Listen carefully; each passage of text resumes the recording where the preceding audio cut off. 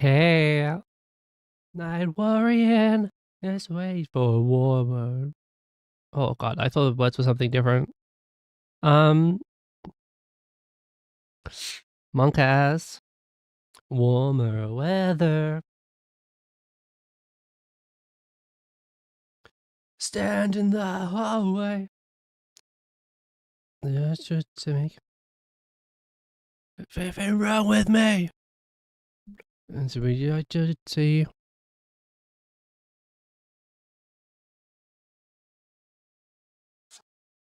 How are y'all doing, guys? How are y'all doing?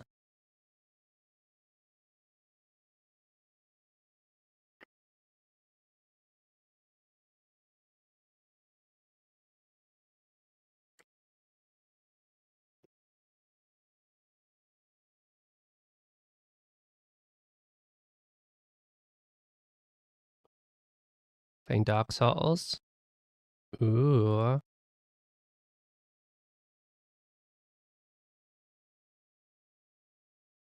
scary.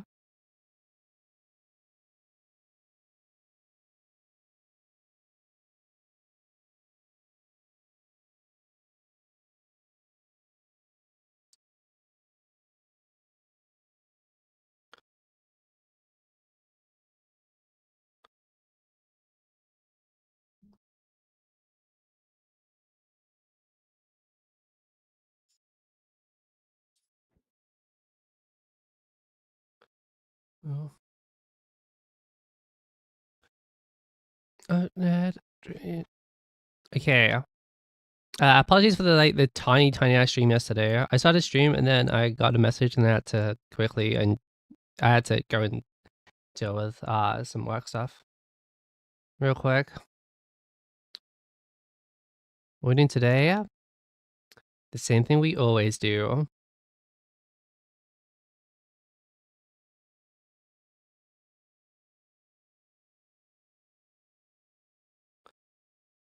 Stare at titties.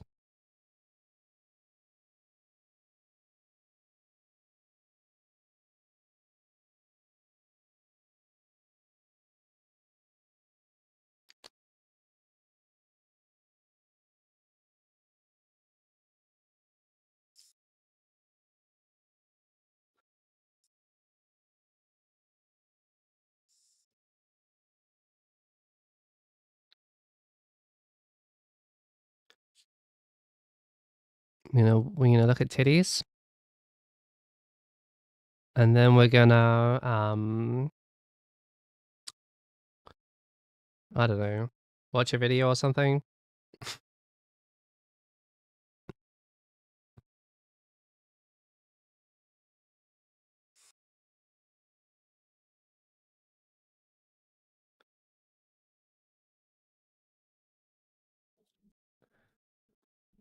As often as I do. Oh, and I just ate some food. Yummy, yummy. Get in my tummy. Wait. I felt like somebody got off to that. Don't get in my tummy.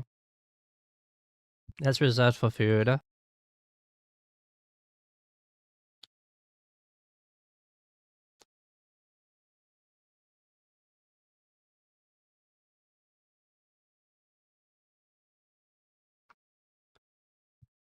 Are we ready for face reveal? Okay, face reveal in 3, 2, 1.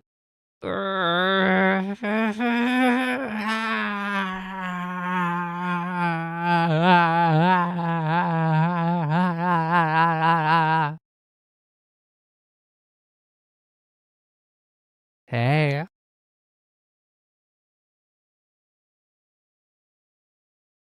how we doing? What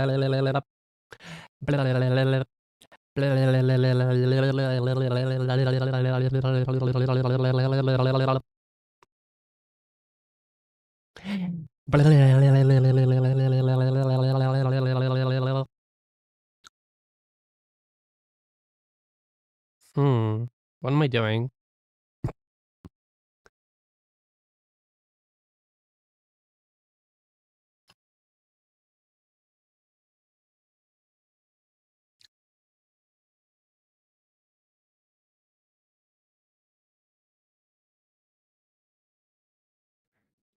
Who help me just your break?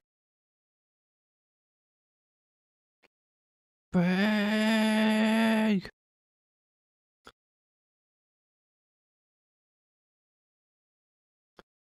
Oh my god. Oh, guys, my feet are so cold. Also, today's weather has been fucking wild, bro. It's both been raining and super sunny today. The weather today has been like all over the fucking place.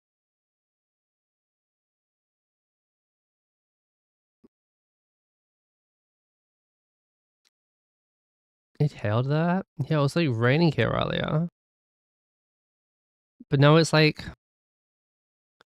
the sun is literally tanning my face through the window.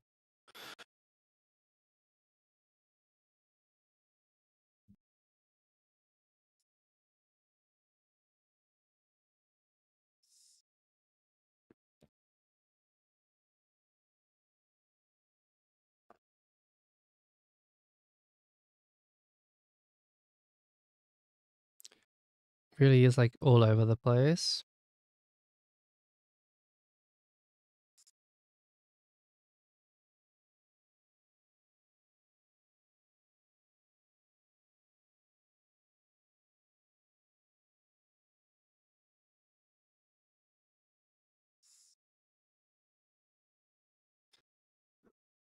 Um, but okay, today,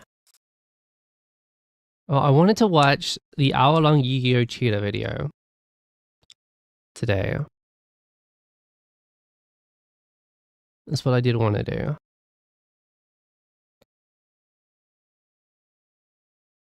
Was there any, there was another couple of things I wanted to watch as well. What were they? There was a couple of things, like small things I wanted to watch before we got like started.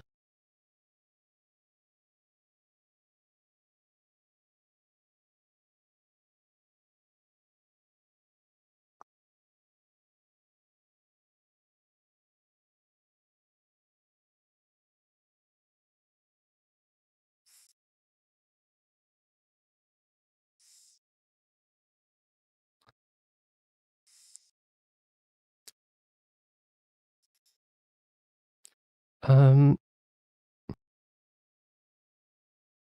can't remember what it was though. I was like, there's something like I saw like yesterday or this morning that was like, oh, I'll watch that on stream later. But I can't remember what it was. Um, well, maybe it'll come back to me. Maybe it'll find itself back on my in my brain.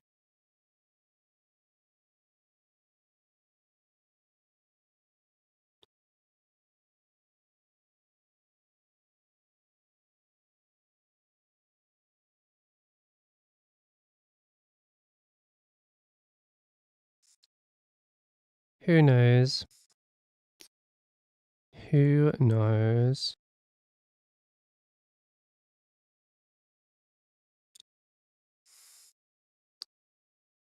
Um.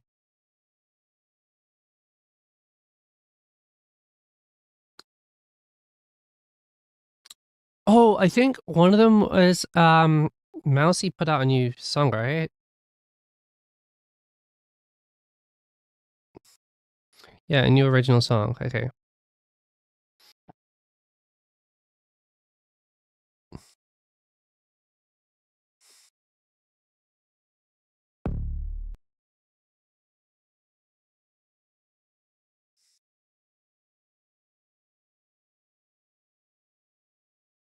If I come, yep. Well,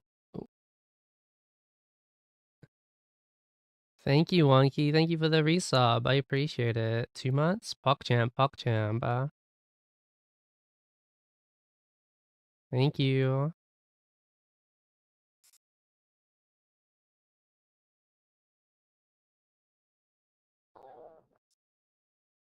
Okay, we're gonna quickly listen to Mousie's new song, okay? She put this out like 2 days ago or something. I've not had this yet, so let's give it a listen. Aren't we all the worst with Boobia?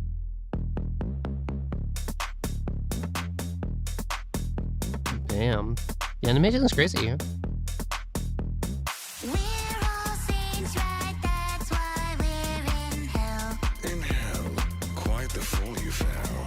Oh.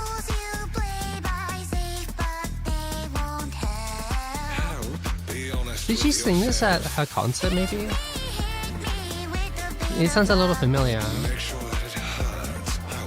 think she sang this at a concert, right?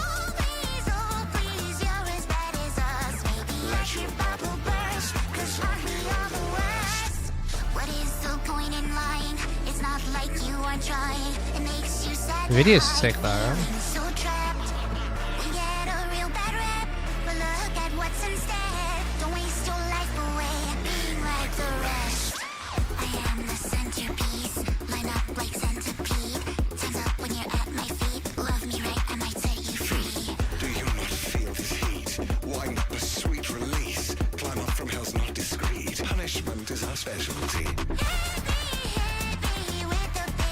It's so dancey. Damn. Boobie's dying, bro.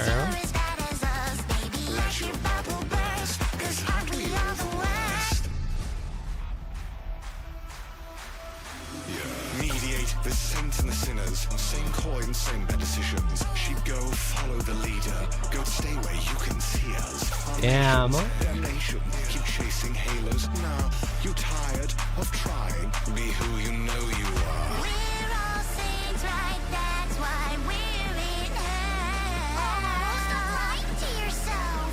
Let's not waste time. We're too deep to dwell. Hey, don't you want to help? Hit me with a bit of love, baby. Make sure that it hurts. I want to feel it burn. Oh please, you're as bad as us, baby. Let your bubble burst, 'cause aren't we all the worst? Hit me with a bit of love, baby. Make sure that it hurts. I want to feel it burn. Damn, bro. This video is crazy.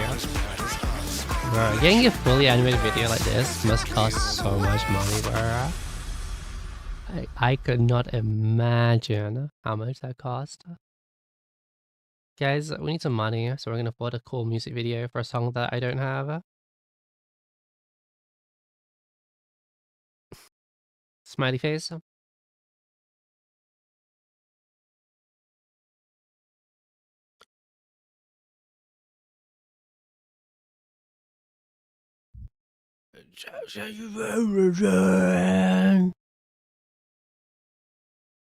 Yes, precious.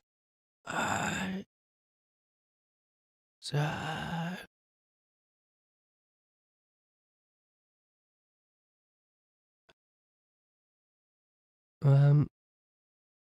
Oh God, my stomach, bro. It's full of I just ate chips, bro. So my stomach is just like.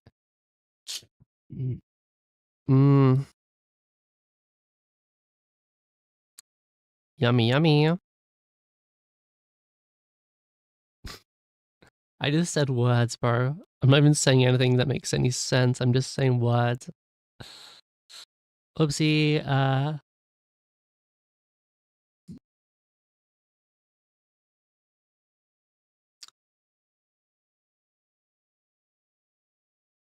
Asparagus. Right, faces.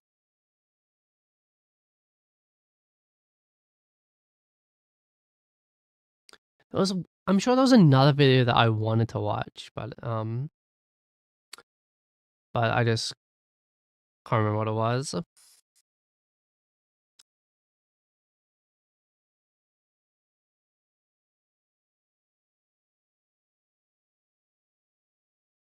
Who knows? Who knows? Who knows? I'm just stupid.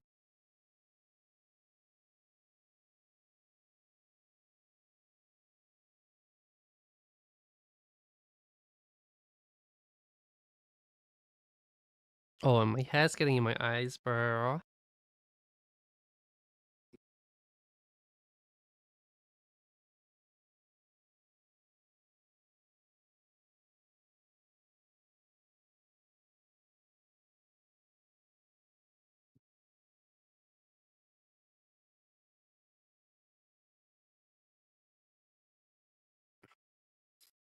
And then, oh god.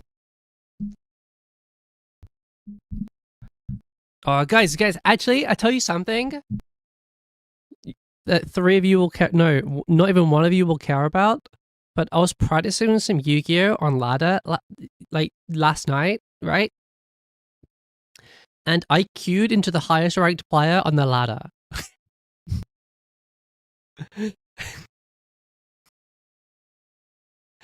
um, and I beat them.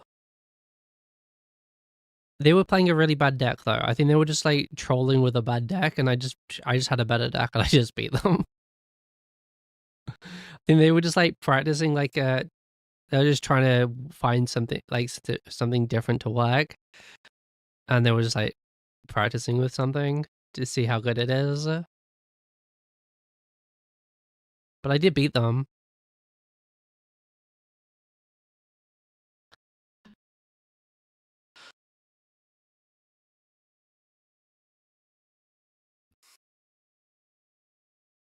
So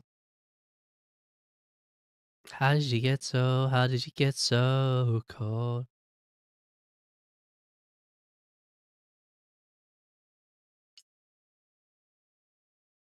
Oh, guys, did you see that you can play as fucking Tracer in Fortnite now? Bro, what the fuck is that about? Yeah, they added Tracer, Mercy, Diva, Soldier, and Genji, I think,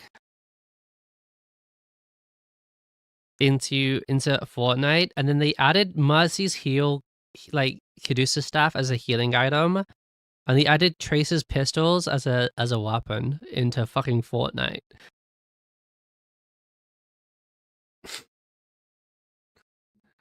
Like, what the fuck, bro?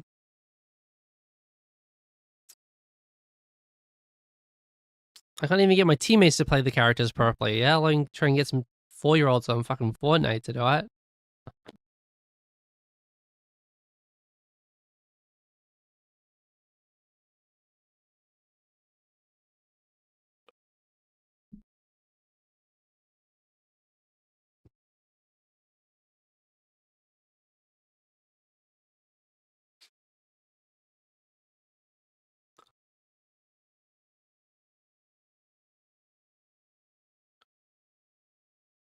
Mm.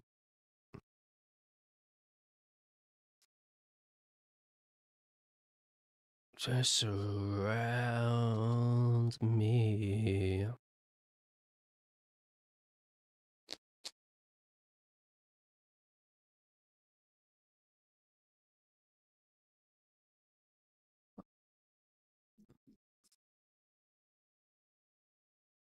Let's start cranking a hog, guys. Wait, I think my dog wants to come say hi. Wait, let me see if he wants to come in.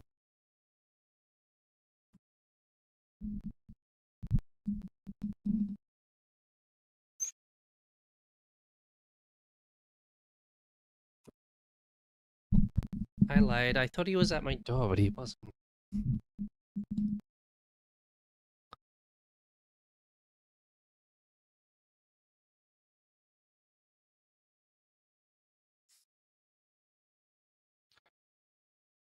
Feel alive.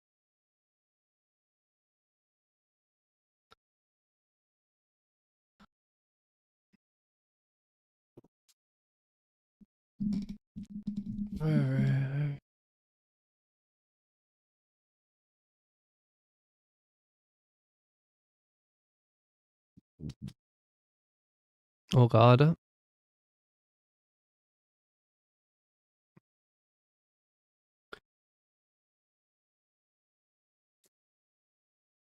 On. Feel alive. In the sky. Make me feel alive.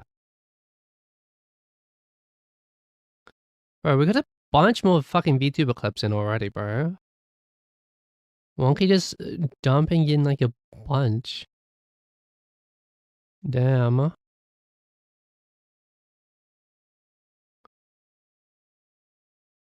Though I can't watch these Twitter ones.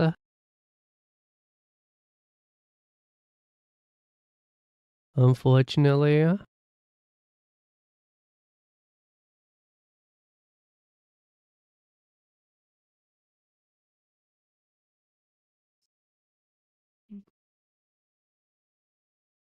Oh.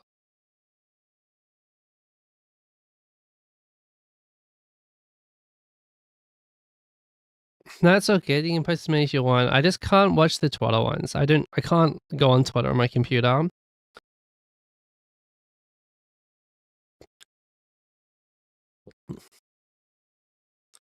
I purposely blocked it off my computer so I can don't so I can be so I can be a functional person.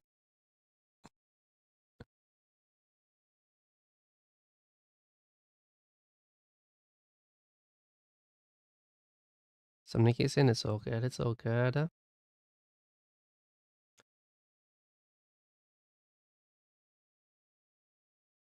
Oh god, yeah.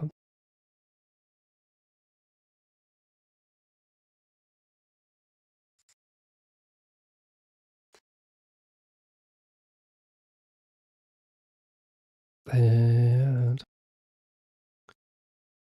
okay. Oh, okay. Okay, guys. Not too much chatting today.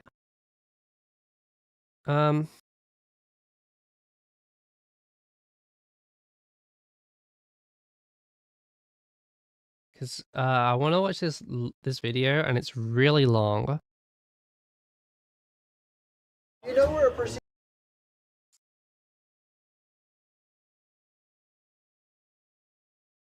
It's an hour-long video, okay?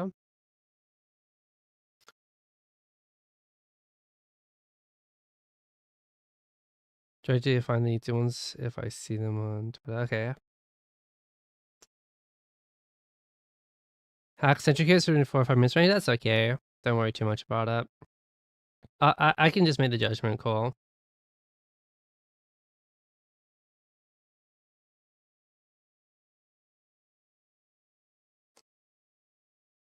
No, wrong button. Okay, okay. I'm gonna come here. I'm gonna come here. Get ready to say hi to YouTube, guys.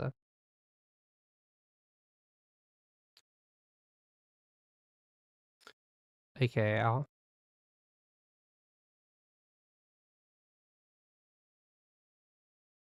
do this. Make sure I've got everything ready.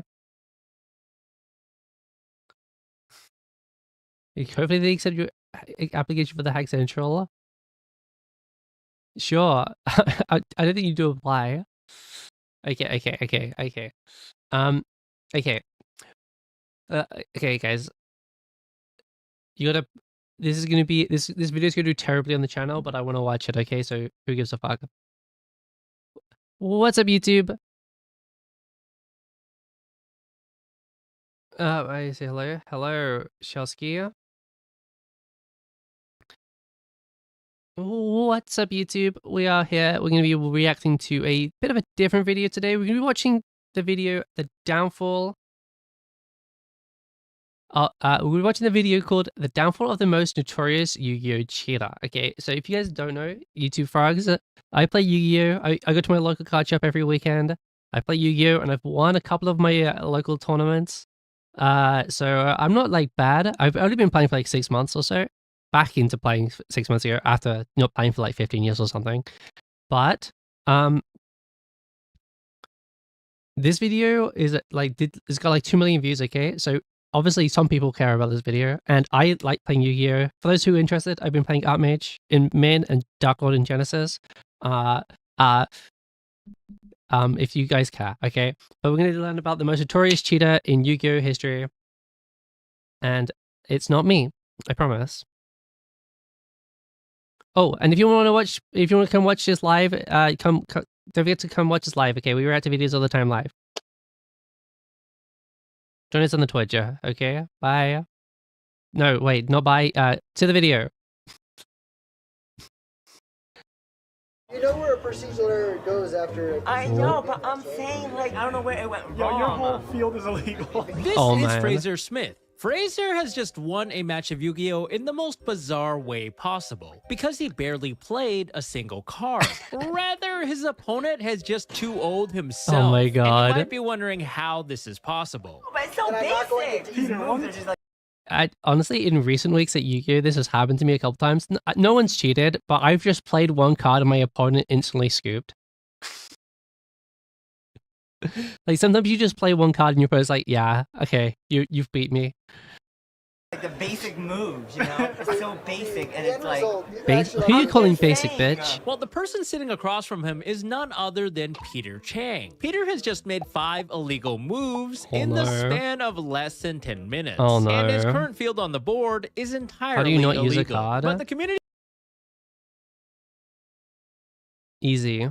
wasn't surprised because this was not the first time that Peter Chang had done this. You see, the man was previously disqualified and banned from organized play on multiple separate occasions for unsporting conduct, cheating. And for over a decade, Peter Chang was one of the most well-known names on the competitive Yu-Gi-Oh scene. Not necessarily for his skill per se, rather for his antics over the years. Oh, no. But on this day in particular, his actions would culminate in perhaps the most legendary feature match ever, and luckily for the world, it was live streamed Well, live for thousands of twins, viewers. Now, to understand the gravity of the situation that we just saw, we're gonna have to rewind just a little bit for context. This is a story of Peter Chang, the most notorious Yu-Gi-Oh player of all time. Our Damn. story starts over 15 years ago in the year 2009, where God.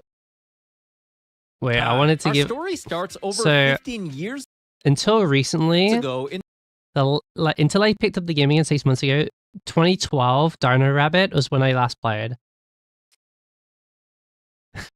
And this is I was playing like Tengu Plant, which is this one, and then Dino Rabbit, which is this rabbit. And by the way, this rabbit used to cost 100 quid a copy. And then you needed 3 of them.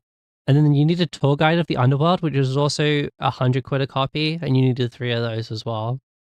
year 2009, where Peter Chang was an accomplished Yu-Gi-Oh player who would travel the world to attend championship-level tournaments composing of thousands of players and rare cards worth lots of money on the line. His prior success included multiple Top Cup finishes at these tournaments, but He before did he good. became a semi-big name, Peter was a dominant player in the New Jersey area, winning nearly all of the local and regional tournaments. But how Damn. could one man consistently local win legend. almost every single tournament? It was a question that many would ask, and over time, people slowly became suspicious about his style of play, and rumors sussy. began to spread, to the point where Peter would be known locally as a shady character with a history of connivery beyond the mere rules of the game. Local players would accuse Peter of stacking their decks and Oh, no. shuffling them in a manner that would cause them to draw the worst cards. At Nah. the same time, others suggested that he had marked his own sleeves to draw the powerful cards that he wanted. His opponents would basically agree that Peter seemed to open the this- perfect hands like, every time, with the player even you've saying always that got at to one let of your the local opponent cut the stores, deck Peter before was you banned from give using it white back. sleeves because they were so like, easily markable. And players you're not who allowed knew to Peter look. in real life would claim that he was caught cheating on 7 separate occasions. It became so widely known 7? that even some of Peter's closest friends would not refute this claim. But in light of this, he was never punished officially by the Yu-Gi-Oh! Organized Play Committee, as his hijinks were limited to his local area at the time. Nevertheless, it got to the point where Peter was disqualified from numerous local and regional tournaments, and eventually banned from several local stores. Damn. Coincidentally, as Peter's Dude, you've got to be a real fucking idiot to be banned from your local card shop, bro. You actually just like have to just be an ass and just be purposefully just wanting people to not like you. success flourished, he grew bored of the Jersey scene. I mean, yeah, being banned from several local stores probably didn't help. So he began to travel around the country to attend tournaments on the major circuit. So we're talking about the largest tournaments in the world here. Oh, this would prove speaking of, I'm going to go to the Yu-Gi-Oh! Nationals in a month and just play. I'm not going to do well, but I'm going to go because it's not too far from where I live. Yeah, I might win like one game. Like everyone there is going to be, because where's that at? It's in Birmingham. I can say where it is because it's public. But yeah, let's go 3-0. I want to go 3-0. But at Nationals, there'll be a lot of good European players from across the whole of Europe there because it's a national championship. So a lot of Europe, like the best European players will be there. So it's not just like they'll just come to play. Even when I went to Liverpool like 2 months ago to play at the Open there was people from fucking Bulgaria there, bro, to play in this like smaller event.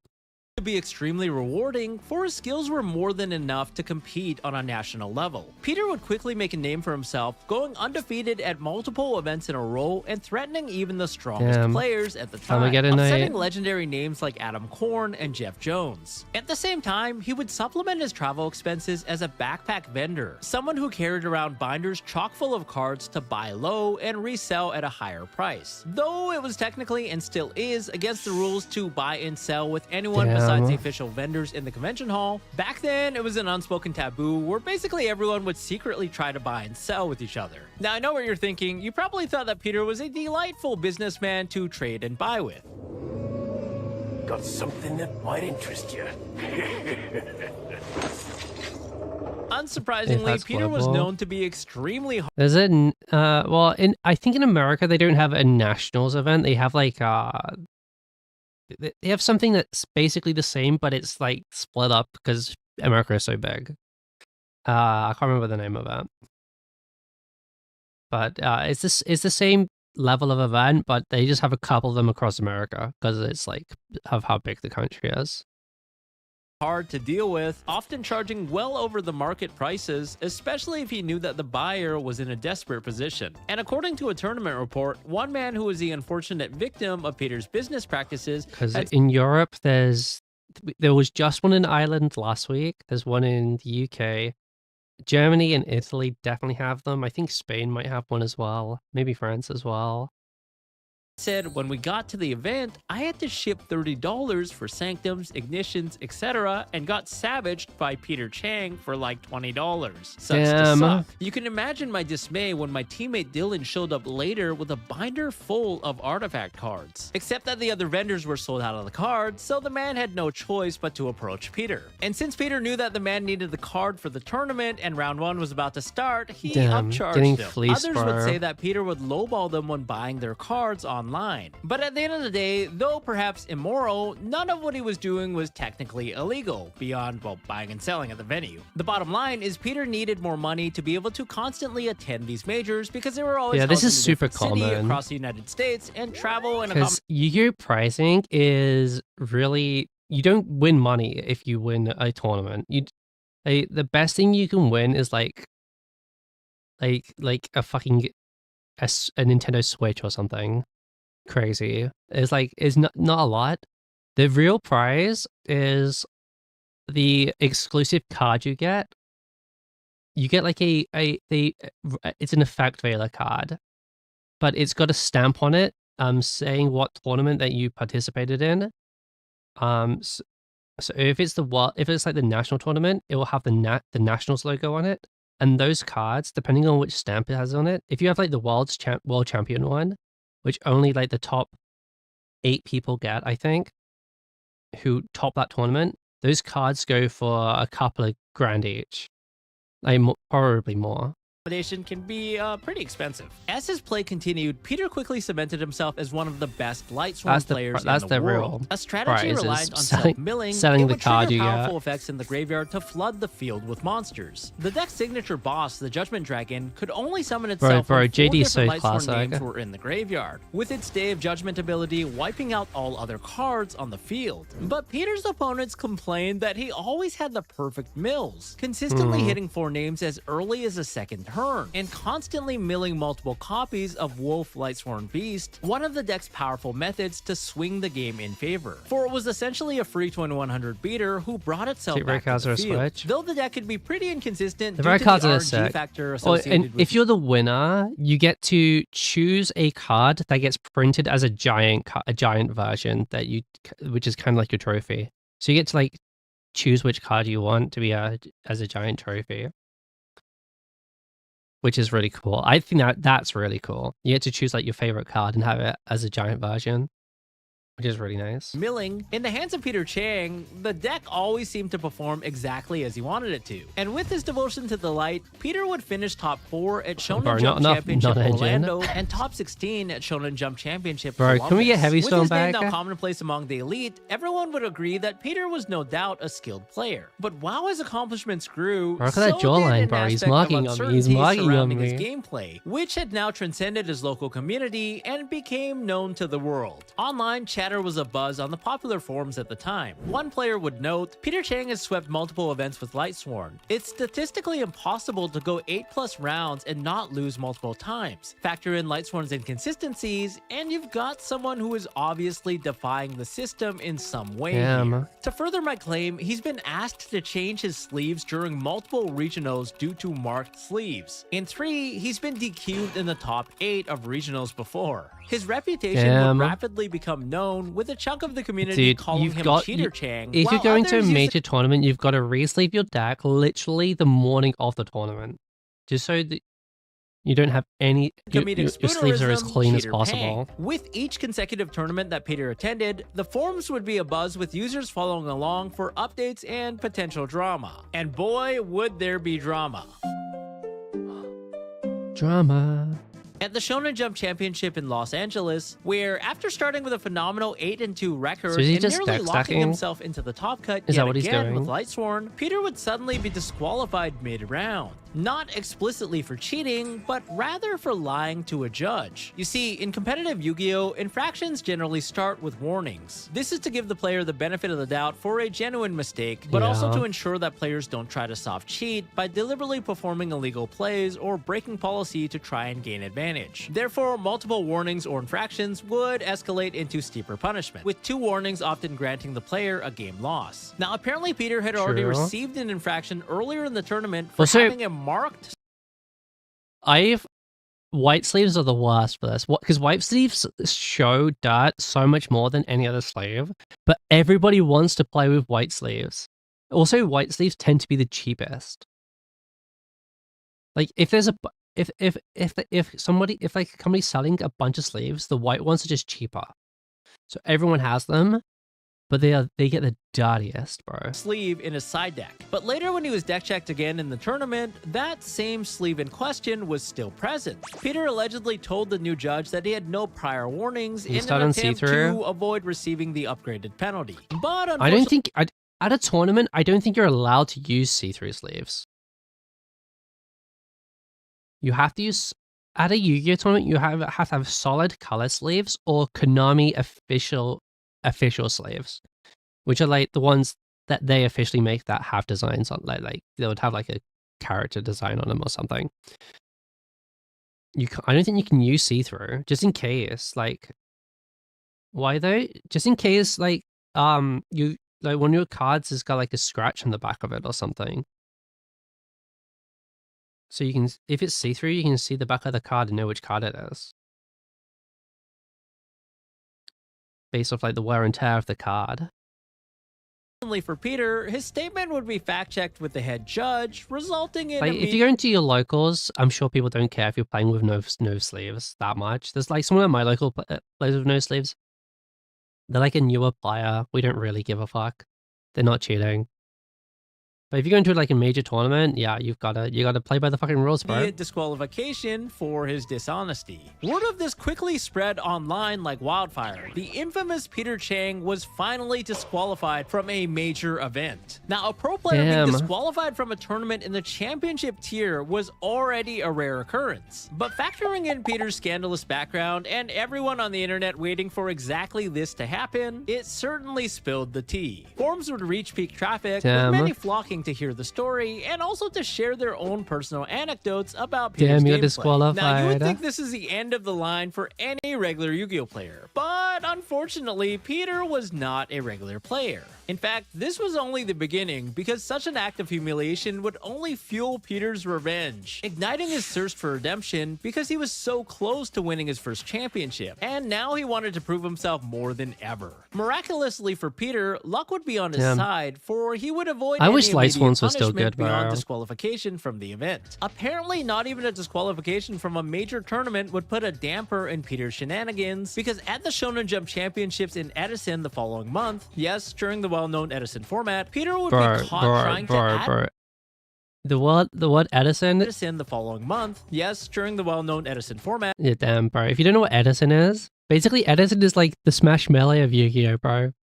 It's like, so Edison format is using the exact rules and band list of what happened at this tournament in Edison, in 2010. So, but people, this is like the second most popular way to play Yu-Gi-Oh is Edison. Is using this 2010 ban list and format, using like the cards that were available then and the rules that were then, and it's basically like the Smash Melee of Yu-Gi-Oh. Peter would be caught trying to add a card that was removed from the game back to his hand. But the judges simply gave him a game loss penalty instead of a disqualification because they didn't actually see it happen, and Peter argued that it was an accident. No surprises here. But just 4 months later, accidents happening to this guy, the entire community, Peter Chang would pull off the unthinkable. Dark Lord.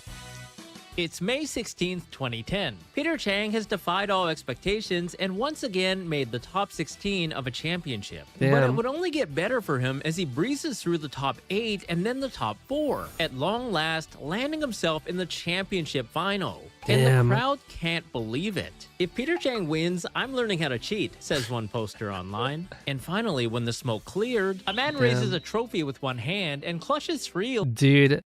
In Dark Lords, you play this card here. In modern Dark Lords, right? You play this card here on the right, on the left, sorry. Because it summons Archdog Christia for you. Well, it sends Archdog Christia to the grave for you so you can summon it on your opponent's turn. This card is kind of broken. This card that helps you Christia luck on modern Dark Lords, which is some diabolical behavior.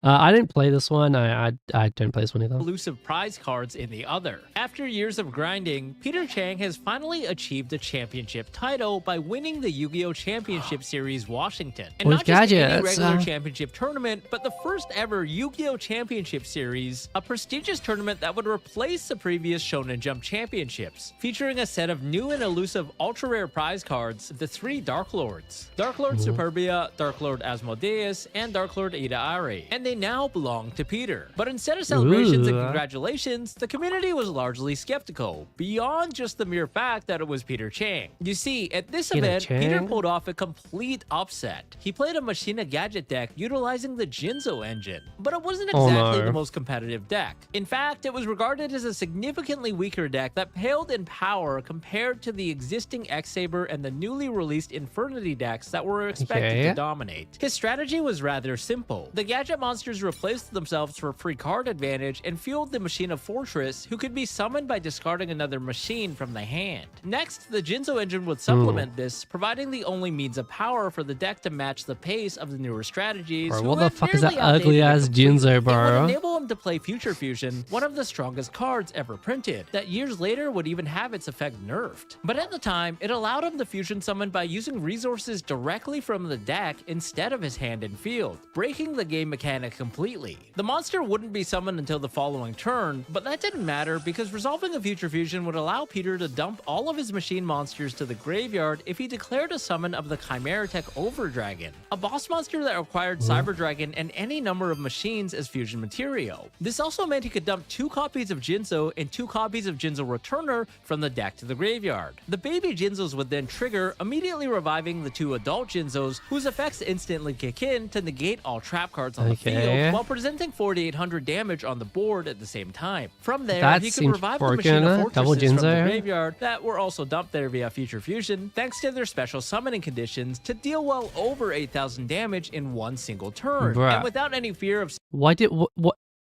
Konami, how do we know that this Future Fusion was this idea of a fusion card that fusions from deck was broken in 2010?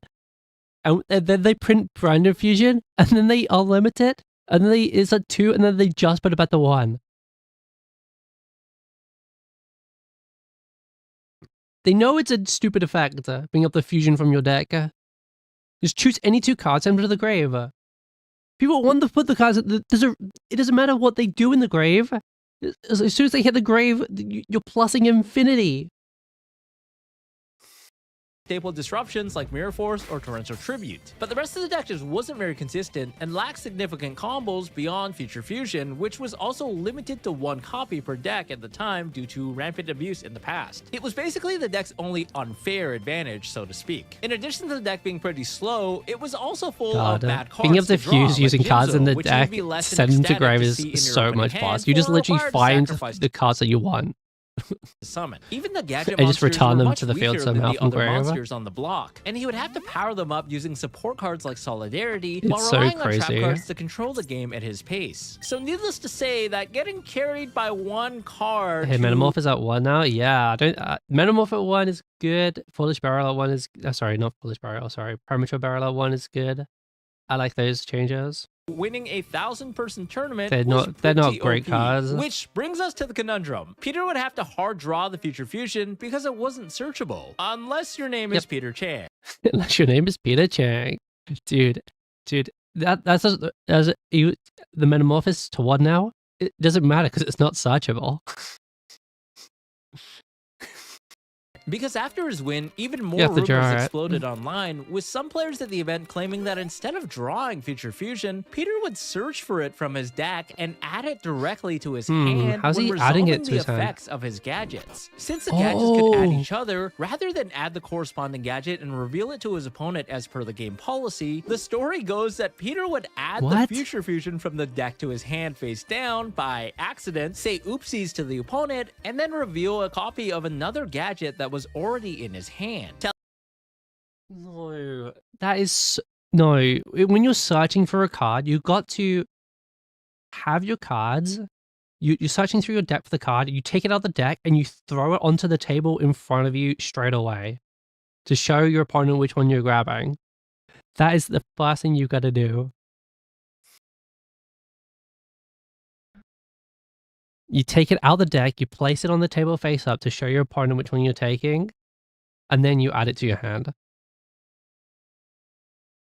Telling them that that was a card he had searched. Other players would share similar anecdotes of sleight of hand when playing against Peter. Some accused him of deliberately testing illegal plays to see what he could get away with, and allegations of stacking while shuffling and using marked sleeves were again at the forefront. A few players even surmised that Peter may have been taking advantage of a ruling loophole. Though this was never explicitly proven, they would say that Peter may have utilized the effect of Baby Jinzo when it was sent to the graveyard for cost. You probably know by now, but Yu-Gi-Oh! Is an extremely complex game where card effects are taken extremely literally down to the exact word. And Jinzo if you want to get better at understanding English, play Yu-Gi-Oh! Turner reads that when this card is sent to the graveyard, you can special summon 1 Jinzo from your graveyard. Okay, I'm going to explain this before he explains it because I want to sound smart. Okay, so when a card says that when on it, it means that has to be the last thing to have happened. Okay, but if if this said if, it could have been, as long as it just happened and on the next chain, you're allowed to activate it.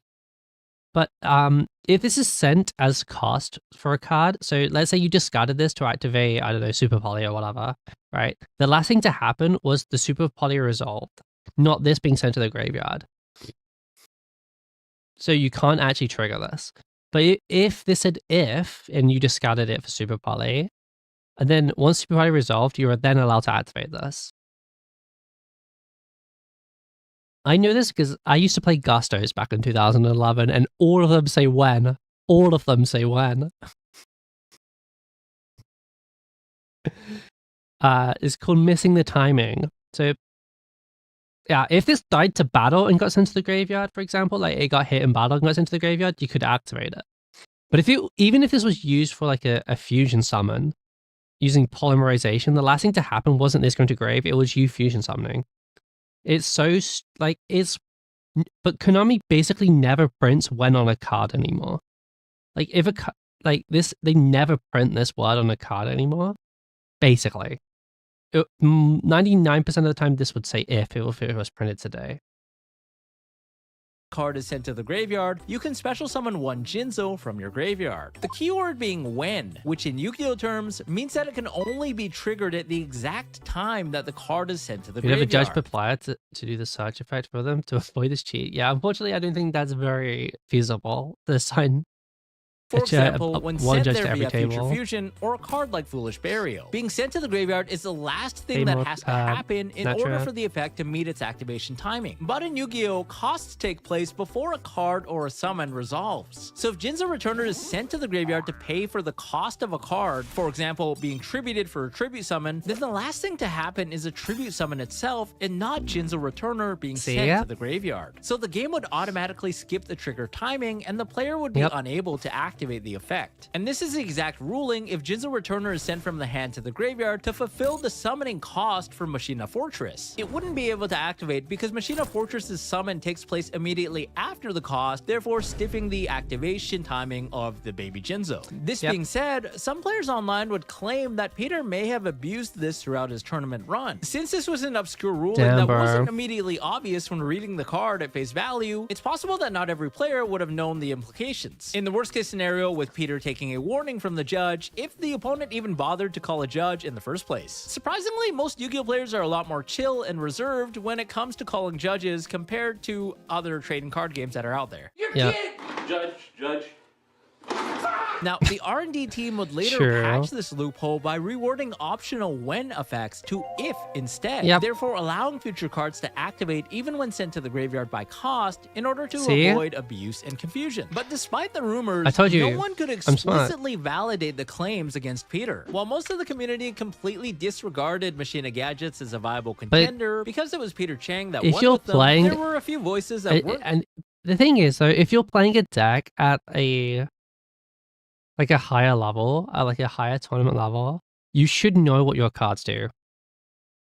And it's like, it's your responsibility to, it's the player's responsibility to maintain a, what's the right, like, the truthful game state or something. I don't remember the exact word. But like, it's up to you, both the players, to keep the game state as an accurate game state. So you should know what your cards do. Fully convinced that Peter had cheated because there wasn't any hard evidence. Because we play using anime rules from our childhood. It does seem a little ridiculous that Peter's opponents would be okay with him searching his deck for a card face down, adding it to his hand, shuffling his hand, and then showing them a random card from their hand that was the gadget. Especially at a competitive championship rules enforcement level, because in Yu-Gi-Oh, any card that's searched from the deck to the hand has to be revealed to the opponent. Now, perhaps Peter may have used other sleight of hand to make this possible, but it's more than likely that this was just a meme that snowballed and spiraled out of control online because of Peter's history of making illegal plays. But on the other hand, to add some more suspicions, it was also the first major tournament after the release of the Shining Darkness, a powerful set that forever changed the landscape of the game. It would bring power creep to an entirely new level that was never witnessed before, with the support for X-Saber and the highly anticipated release of Infernity, a deck that defied any prior sense of Yu-Gi-Oh logic. Previously gaining card advantage and resources for Insanity, they made it up. During the Far season, they did. If you go back and watch Duelist Kingdom, it is basically D&D. They just say things and the cards do it. It's supposed to be like the first season is more accurate to a tabletop game, which they just use cards for. And that's why in Battle City, the rules are a lot more regimented. Because that's when they actually made the rules of the game. Because the rules of the game didn't exist during the first season of the anime. Like, the actual rules for the actual game didn't actually exist. And they made them, and then they made the second season. Required setup, often taking multiple turns and being earned as payoffs through difficult means. But the Infernity deck was highly explosive and could overwhelm the field with near endless resources out of nowhere, granting the user the ability to set up a near some unbreakable 2010 end board combo or just videos, attack bro. and win in one single turn. The deck's gimmick relied on the user having no cards in their hand, and once the requirement was met, all of the effects became live. Their signature card, the Infernity Archfiend, could search the deck for any Infernity card when it was special summoned. Infernity Necromancer would then revive the Infernity Archfiend, and 3 copies of Infernity Launcher could revive both Archfiend and Necromancer, creating a mini loop as Archfiend would then search for another copy of Infernity Launcher to reborn over and over again. Built-in tuner monsters allowed the deck to summon a plethora of synchro monsters like the Mistworm to spin back the opponent's field, while Infernity Break could disrupt the opponent's cards. As if this wasn't enough, they also released a TCG exclusive card in the form of Infernity Barrier. This was an in-archetype Solemn Judgment that could negate any opposing card, making the deck complete overkill. X-Saber, on the other hand, was already an existing powerful deck in the metagame. Double X-Saber Gotams could easily loop the opponent's hand for multiple cards. Cold Wave and Trapstun could lock the opponent from using traps, while Double X-Saber Hyanlei could then destroy up to 3 of them. Their ace main deck monster, the Rescue Cat, could swarm the field and even enable crazy degenerate turn 1 combos. But the Shining Darkness would introduce another TCG exclusive, this time for the X-Sabers as Double X-Saber Dark Soul, who allowed the player to search for an X-Saber monster during the end phase of the turn that it was sent to the graveyard.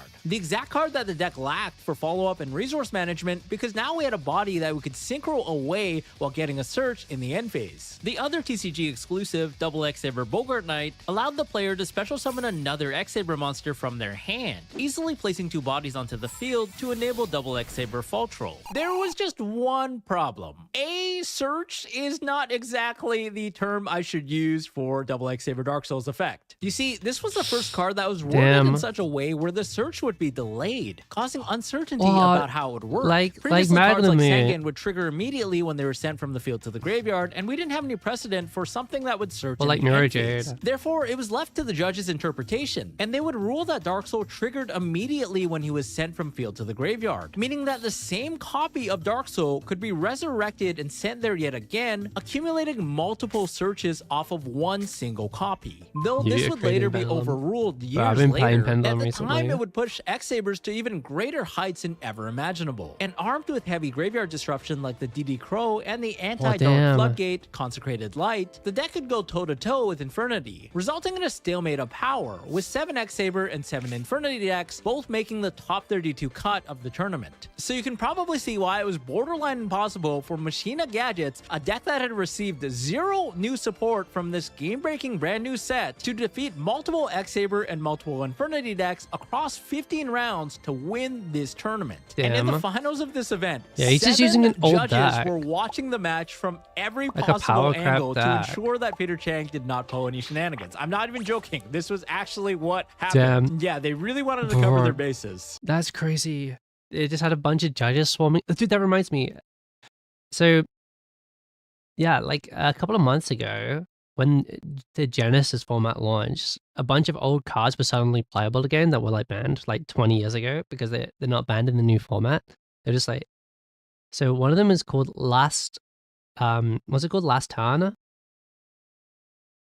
Which is like this really old, like badly worded old card that is like really badly worded.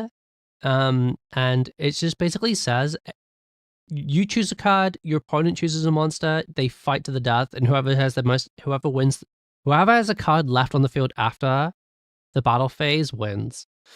Or something stupid like that. It's like this really, really complicated card that is so hard to get your head around, partially because of how it's worded on the card, because they fixed the wording on cards in like 2012 or 13 or something, but they never updated this card because it got banned in 2005 and no one's played it since.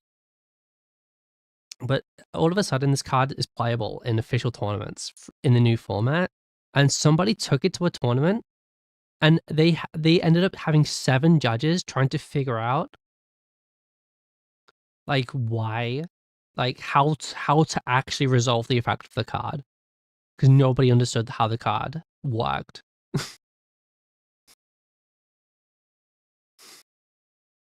You fight and the one has a card wins, yes, but it's like you choose a card and your opponent chooses a card, you go to the battle phase instantly, and whoever has a card left at the end of the battle phase wins. But it's unclear on what triggers and who wins based off what, because of how the card is worded. Because like, do your effects trigger if you summoning a random card, do they get their summon effects to trigger? You put an indestructible monster? Exactly. But like, what happens if they both put an indestructible monster? Like, who wins? And with the pressure on, he would defeat YPFL Stephen Harris, an Infernity player It's just a who, ruling nightmare interestingly card. enough, Peter knew was not playing the Chimera Tech Fortress Dragon. Fortress Dragon was a direct counter to any machine deck, for it was a unique fusion monster that could be made without polymerization. Rather, the card introduced the concept of contact fusion, allowing the user to simply send away the fusion We materials call that link from the summoning field to now. the graveyard, as long as they were all present on the field. It was specifically printed as a Plus jargon to countermeasure to prevent the summon advent anyway, of powerful yeah. machine decks that had plagued the game over the past couple of years. And its fusion materials would require Cyber Dragon plus any number of machine monsters from either side of the field. This meant that a regular player could even utilize Peter's own Cyber Dragon, alongside his other machine monsters, to wipe his entire board on a whim. But at the very last minute before submitting his deck list, Harris decided to play an additional Synchro monster over Chimera Tech, theorizing that nobody would be crazy enough to play Machina Gadgets at this event. But evidently, Peter was crazy enough. This meant that he was able to keep his Cyber Dragon on the field without any fear of his machines being wiped away by one single fusion summon, adding additional pressure to his board, ultimately contributing to his victory, alongside the fact that Harris somehow drew the worst possible hands. The forums went absolutely crazy. Peter Chang, who everyone thought to be an egregious cheater, had won a championship event, and with the last deck anyone would have possibly imagined. Players had already begun buying out X-Saber and Infernity cards overnight, with the expectation that one of these two decks would easily sweep the event. But they were wrong. He had to have cheated, said the community, who completely dismissed Peter's victory with such an unconventional strategy. But outside of the allegations of potential misconduct, many players also brought forward anecdotes about Peter's overall character, with some claiming that he was highly egoistical and erratic, often rushing his opponents into making misplays, angle shooting, or carelessly grabbing their cards was he without shocking, permission. bro? Others even hated his voice. It seemed like everyone had a reason to dislike the man, even more so now that he I hate it, bro. I hate it if somebody doesn't ask to just like see my card. Like 99.999999999% of the time, I'll say yeah, that's fine. But just like ask. Like if somebody says, "Oh, can I just read your card?" You just like, if you're not sure what a card does, right? Your opponent's card does. You should just go, "Is it okay if I just read this real quick?" Just ask. Like no, like I bet you 99% of the time no one's gonna say no. But just ask, bro. The championship title. But regardless of whether or not Peter cheated, the general consensus seemed to agree that he was highly annoying to play against. In a Reddit thread titled, "What's the worst player you ever dueled?" on the r/Yu-Gi-Oh subreddit, a hefty amount of replies were about Peter Chang. It seemed that a lot of players on the competitive circuit had witnessed his shenanigans at one point or another. With the spotlight illuminating his elevated notoriety, players began to complain about his apparent invulnerability. It seemed that no matter what penalties or disqualifications Peter received, he would receive no further suspensions. I don't cheat.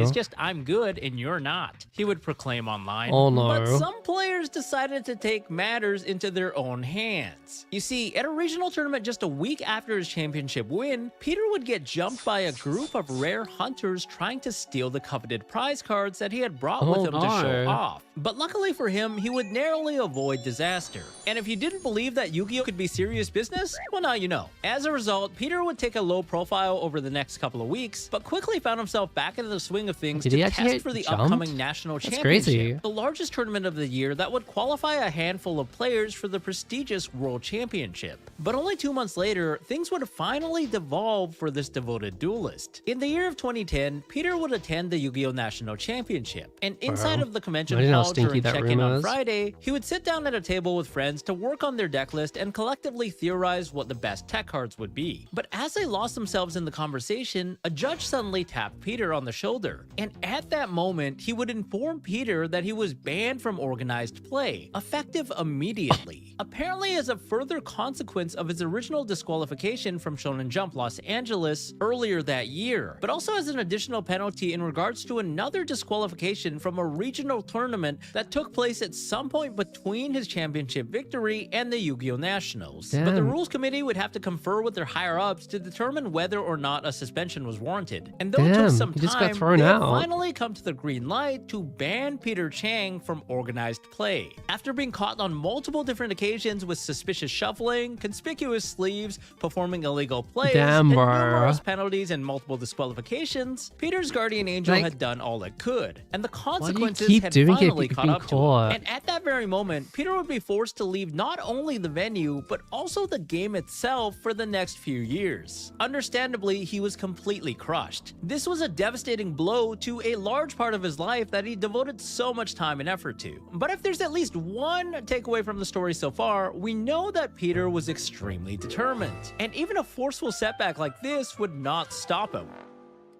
Oh no. 5 years later, Peter Chang would return with an even greater vengeance. By now, the game was a lot more popular, and events were getting way more players than 5 before. years And at the later? same time, not only had the power creep completely changed the game itself, but there were also complex online simulators where the best players could practice, competitive Bruh. articles and guides available online, Some and DB less action. secrets that were held by the inner circles of the pro players. It was a completely new generation of competitive Yu-Gi-Oh! Online forums were slowly being drained of their culture as a trend towards social media and Facebook groups had facilitated discussion and theory, pushing even the Or average this still player happens, by the way, is that there's like Facebook groups for specific decks, and which you just join and ask stuff about, or like Discords that are just about like a bunch of people just sharing their like decks. It's crazy. You just see people talking about certain at the decks on time like to one that would Facebook have groups. dominated the scene only 5 years prior. But Peter, of course, was still following the game even during his ban. And now that he could enter tournaments and sanctioned events once again, he quickly adapted. Defeating thousands of players, he would make top 32 of both Damn. YCS Columbus and the National Championship in 2015 with his new favorite deck, the Teller Knights. A strategy whose signature monster ironically searched for another copy Oh, of the no. Teller Knight monster from his deck, just like the gadgets. Oh, yeah, no. Peter seemed to love cards that would search his deck. It was almost a combination of his two favorite decks in the past, Lightsworn and Gadgets. His confidence with the Teller Knights would also propel him to win the Bro, the Ultimate Teller Knights Duelist look series, cool. an exclusive The tournament actual, like, comprising monster of the designs are nation's so top-ranked sick. players, granting him the championship belt and also 2 buys for the first 2 rounds of all foreseeable tournaments to come. This was a prestigious achievement that only the upper echelon of duelists had ever attained, once again engraving Peter Chang into competitive Yu-Gi-Oh! History. It quickly became obvious that Peter Chang was once again a force to be Maybe we can get reckoned that video out with, another though time. whether due to pure skill was less than debatable, at least according to the general opinion online. His explosive resurrection was certainly less than the community had anticipated, but at the same time, it reinvigorated the excitement of having a scandalous player in the relatively calm competitive Yu-Gi-Oh! Scene. And in the following year, Peter Chang would find continued success, landing himself in the top 16 of YCS Columbus, again with Teller Knights, and in the top Damn. 32 of YCS Providence with Cosmo. It was without a doubt that Damn. the man had a compelling mind when it came to the game of Yu-Gi-Oh! While other players experimented with different options, Peter was an early pioneer of utilizing just one singular deck across multiple events until mastery, a notion that would become popular years later. His core theory and methodology within the game was definitely well ahead of its time, but unsurprisingly, I'm a Peter's believer in tactics that. would once again Like, stick with a deck that you like and just get good at that deck. I've been like that with Artmage. I've stuck with that deck for like the last 5 months. I got so much better with it, and it just got new cards, and I feel like once you know like once you fully understand what every card can do in every situation, that's when like things start to get really, really cool. Hisegova. Again catch up with them. And at the start of the 2017 season, Peter would be disqualified and banned yet again for an extended period of time. With his legacy frozen, the community would largely forget about Peter Chang once again, but nothing would prepare them for what would happen next. Oh no. If you're enjoying this video, I just want to let you know that there's a lot more content like this in the horizon, so thanks for hitting that subscribe button and liking the video. I'm just saying, these are just so. Both of these monsters cannot be on the field right now. Like, I'm just saying, like, Chill out, I'm chill out, just chill out. saying. I'm just saying, cause. Just saying. I'm just saying. I'm just saying.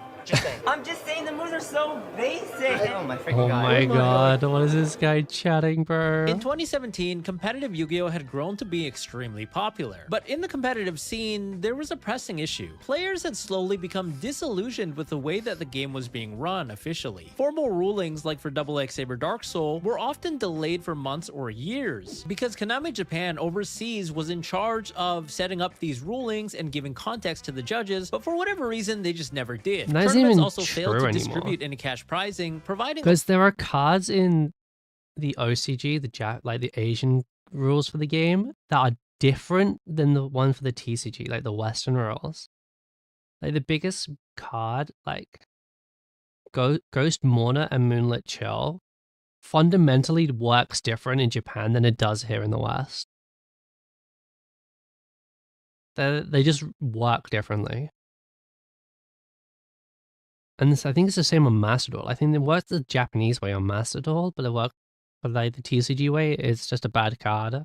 only prize cards and playmats instead, which was hardly a consolidation considering a lot of the players were spending hundreds and thousands of dollars to travel and accommodate themselves for these major tournaments. Not to mention the other popular card games at the time all had lucrative cash prizes. Wow, Whereas cash prizes in Yu-Gi-Oh, in making Yu-Gi-Oh? even the top 16 of a 2,000-man tournament would mean you get a felt playmat and some booster packs as the sole Hell prizing. yeah. The ridiculousness of which would expand into top 8 with players receiving an Xbox 360 when the Xbox One had already been out for nearly 1 full year. Oh, So dear. basically, to earn your money back or to be profitable, so to speak, as a professional Yu-Gi-Oh player, you would have to make top 3 at the very minimum in order to get a copy of the prize card that could be sold for significant value on the secondary market. So needless to say, a lot of the players had become slowly more and more disillusioned and were pissed off. But a large and popular Texas game store named Ultra Reality Games, or ARG for short, took advantage of the situation and launched their own circuit of tournaments. And you guessed it, with cash money on the line. Much like the Star Ooh. City game circuit for Magic the Gathering, these events were pushed by many pro players who partnered with the brand and boasted better policies, up-to-date rulings, and a generous lump sum should you win or place well in the tournament. They would put a focus on Nice. content and social media, live streaming each event, and often with commentary from prominent players on the mic, providing a feel that was akin to that of early Smash Brothers tournaments like Genesis or grassroots tournaments in the FGC. Feature matches were chosen by the audience with a focus specifically on well-known players, and tournament records of these players and their storylines were placed at the forefront of coverage. Rivalries and grudge matches were common, top-notch content that would have never been featured on an official Yu-Gi-Oh And channel. WWE style. Let's go. All right, you gonna talk shit? You can talk shit to my face. All right. Damn, bro. So Tennessee beating this motherfucker's ass for $500. You better sure you bring that shit. But most importantly, these the tournaments fuck? generated immense hype for What's the this game, guy which was chatting? never before seen. It would be the perfect stomping grounds for Peter, for he was otherwise suspended from official tournament play. And unsurprisingly, Peter would instantly set his focus on grinding the ARG circuit, attending several events with little problem, and receiving a handful of feature matches, to which the YouTube comments could be pretty amusing. But one particular match would catch the attention of the entire world and bring the spotlight on Peter Chang once more. ARG Championship Series Springfield 2017. It's round 5 and Peter is currently 5-0. He sits down to meet face-to-face with Fraser Smith, a pro player with a championship win himself, alongside dozens of other accolades. Damn. Fraser had previously won YCS Atlanta using a unique Gravekeeper strategy during a graveyard-based plant synchro metagame, but he had since taken a break for some time and was just returning to the game. The tournament format would revolve around Zodiac, a powerful engine that could be played as its own pure deck, or Furries. splashed into other strategies. They would completely break the Xyz mechanic, which previously allowed the player to summon out an extra deck monster by stacking 2 or more monsters with the same levels on top of each other. But with the I Zodiacs, love the extra Xyz. deck I think monsters could be Xyz is overlaid really on top fun of as a one mechanical single game. monster. It was textbook power creep at its finest. Zodiac Broadbow could search for another Zodiac monster from the deck, while Zodiac Trident was an endboard piece that could destroy a face-up card during either player's turn. Now this of course already generated unreal advantage from just one single monster, being able to search for a card to replace itself and then also destroy a card on your turn and another card on the opponent's turn at the minimum. But it gets even better. You see, their signature monster, the Zodiac Rapier, could special summon 2 more copies of itself from the deck whenever it was overlaid as a material. The new copies of Rapier could then be overlaid into any other rank 4, with Daigusto Emerald being the premium choice, for it could then recycle back the Zodiac Rapiers to draw a card. My Gusto card is getting used for While Fraser utilized the shenanigans. Pendulum Zodiac strategy with Metaphors, Peter would instead combine his Zodiacs with the Infernoid engine. It seems that Peter would be nostalgic about prior decks that he'd seen success with, for just like the Lightsworns, the Infernoids were heavily mill reliant. They could resurrect themselves from the graveyard by banishing other Infernoids, and had explosive effects that could wipe the entire Dude, the word field, while noid is negating so either a spell weird. trap Like, it card in sounds the case so, of Inoki, or a ugh. monster effect with Deviati. But the Zodiacs meshed really well into this strategy because the Rapier combo could end on Bujinte Kagutsuchi, a rank 4 who could mill 5 cards from the top of the deck. So imagine being able to search a Zodiac monster, pop up to 2 cards, and also mill 5 cards from the top of your deck thanks to one lone monster. That's how broken the Zodiac engine was. But that's not all, because the deck also had access to one of the strongest in-engine cards ever printed, and also very much like Peter's favorite card, the Future Fusion. You see, just like Future Fusion, Void Imagination let the user fusion summon by using monsters from their deck, as long as the opponent controlled a monster that was special summoned from the extra deck. This would be used to fusion summon from the deck Infernoid again, bro. Tiara, who could be made using any number of Infernoid monsters. Meaning, just like the Chimera Tech Overdragon, the user would effectively send all of the Infernoid names from their deck to the graveyard, which of course could be brought back using their own effects. Upon summon, Infernoid Tiara would allow both players to send the top 3 cards of their deck to the graveyard, and also 3 cards from the extra deck to the graveyard as well, allowing Peter to send copies of Elder Entity Entis to pop a free card on the field, Cyframe Lord Omega to disrupt the Lord opponent's Omega. graveyard, or just additional copies of Tiara to serve as fodder to banish from the graveyard to resurrect the other Infernoids. An unfathomable Some level of classic advantage from one single card. graveyard Meaning, just like Future shenanigans, Fusion, bro. if Void Imagination resolved, the game was effectively over on the spot. The Infernoid Zodiac deck had everything that Peter liked in the past, from milling to activating Future Fusion. But the downside, of course, was having to play Infernoid monsters who really aren't that appealing to draw on their own. But here's where the deck had an edge. It could take advantage of That Grass Looks Greener, one of the strongest cards bro, in the fuck history this of the card game. too, bro. Grass would allow the user to mill cards from the top of their deck equal to the difference in their deck size and the opponent's. Since the minimum deck count was 40, most players would play exactly this number to maximize the chances of drawing the strongest cards in their deck. With Grass, however, the player could easily max their deck count to 60, meaning a guaranteed mill for at least 20 cards against most opponents that were playing 40, or even more cards if the That's opponent crazy. went first and had already thinned their deck via searching. Resolving Grass would fill the graveyard with a plethora of Infernoids and also Fairy Tale Snow, a monster with an on-demand this card quick just got effect that summoned unlim- itself this back card by just got banishing any unbanned 7 as cards from well. the graveyard, just like Snow White and the 7 Dwarfs. Upon summon, Snow was a disruption as it flipped an opposing monster face down. And for this reason, with Grass being so overpowered, the deck also played 3 copies of Left Arm Offering, a card that can search for any spell card in your deck, including Grass, but at the steep cost of banishing the player's entire hand. And game 1 would start with Peter winning the die roll, activating Left Arm Offering, only to discard his entire hand to the graveyard instead of banishing it. Oh, His no. very first action of the game was an illegal play that was so egregiously illegal that it's honestly kind of surprising. The card itself says banished. If it That's- discarded, it would be way too broken, especially with a graveyard-based deck that wants to mill. Peter's excuse later on That's would be that he had crazy. only picked up the deck 5 minutes prior to the tournament, and his friend had made the deck completely for him, even though it was round. What? That's such a shit excuse. If you're going to a tournament with a deck, you need to know what your cards fucking do, bro.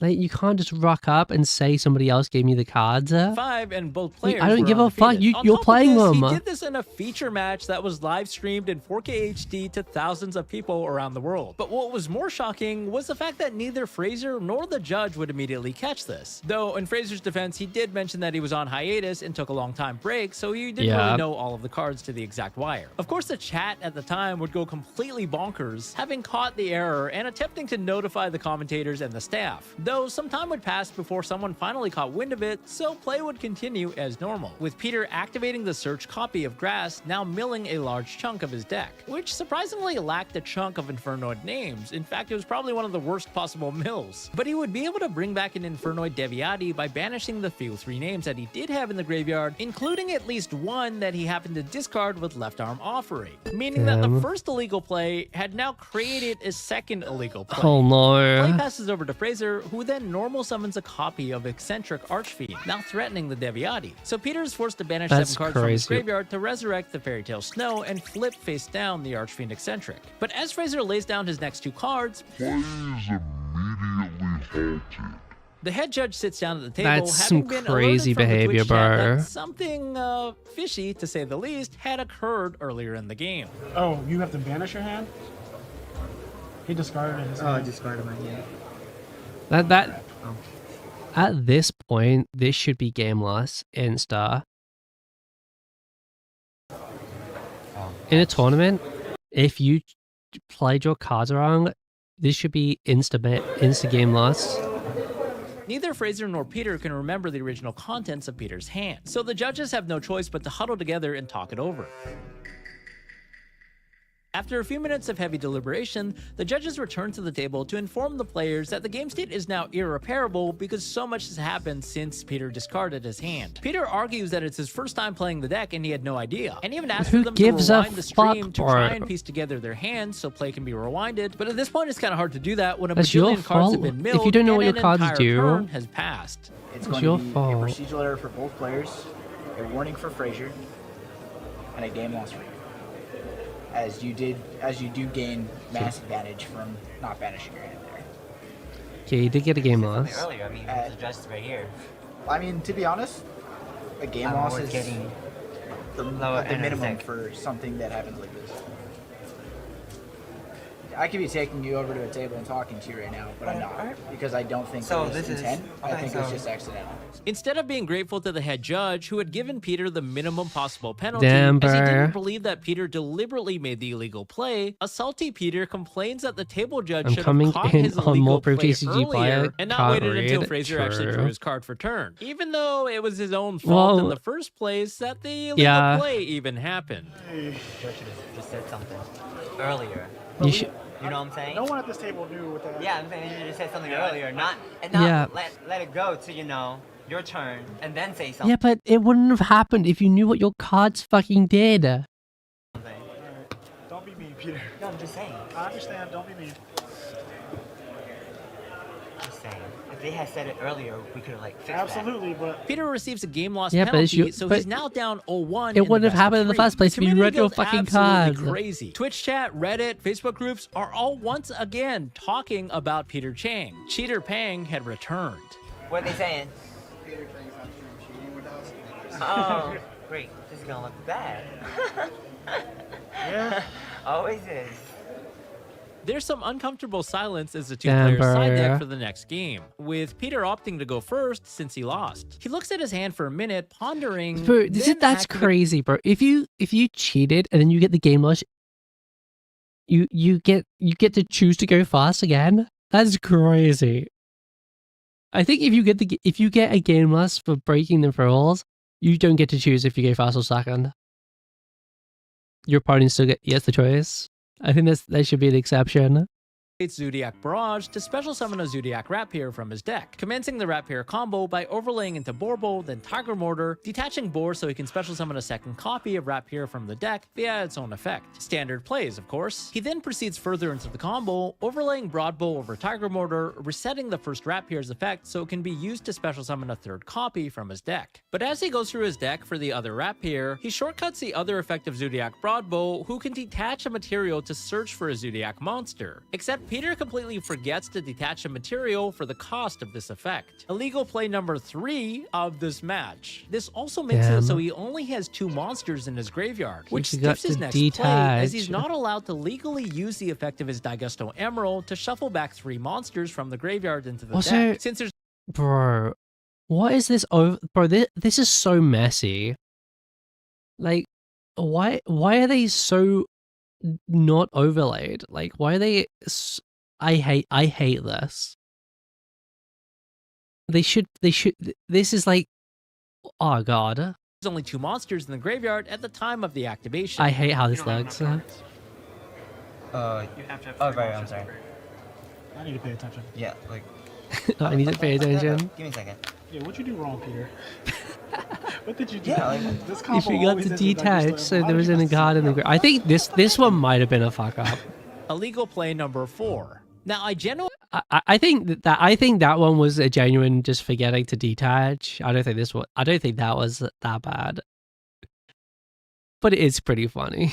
But he has been pretty annoying. only want to believe that Peter made I didn't play Yu-Gi-Oh! Yeah, and this pissed me off.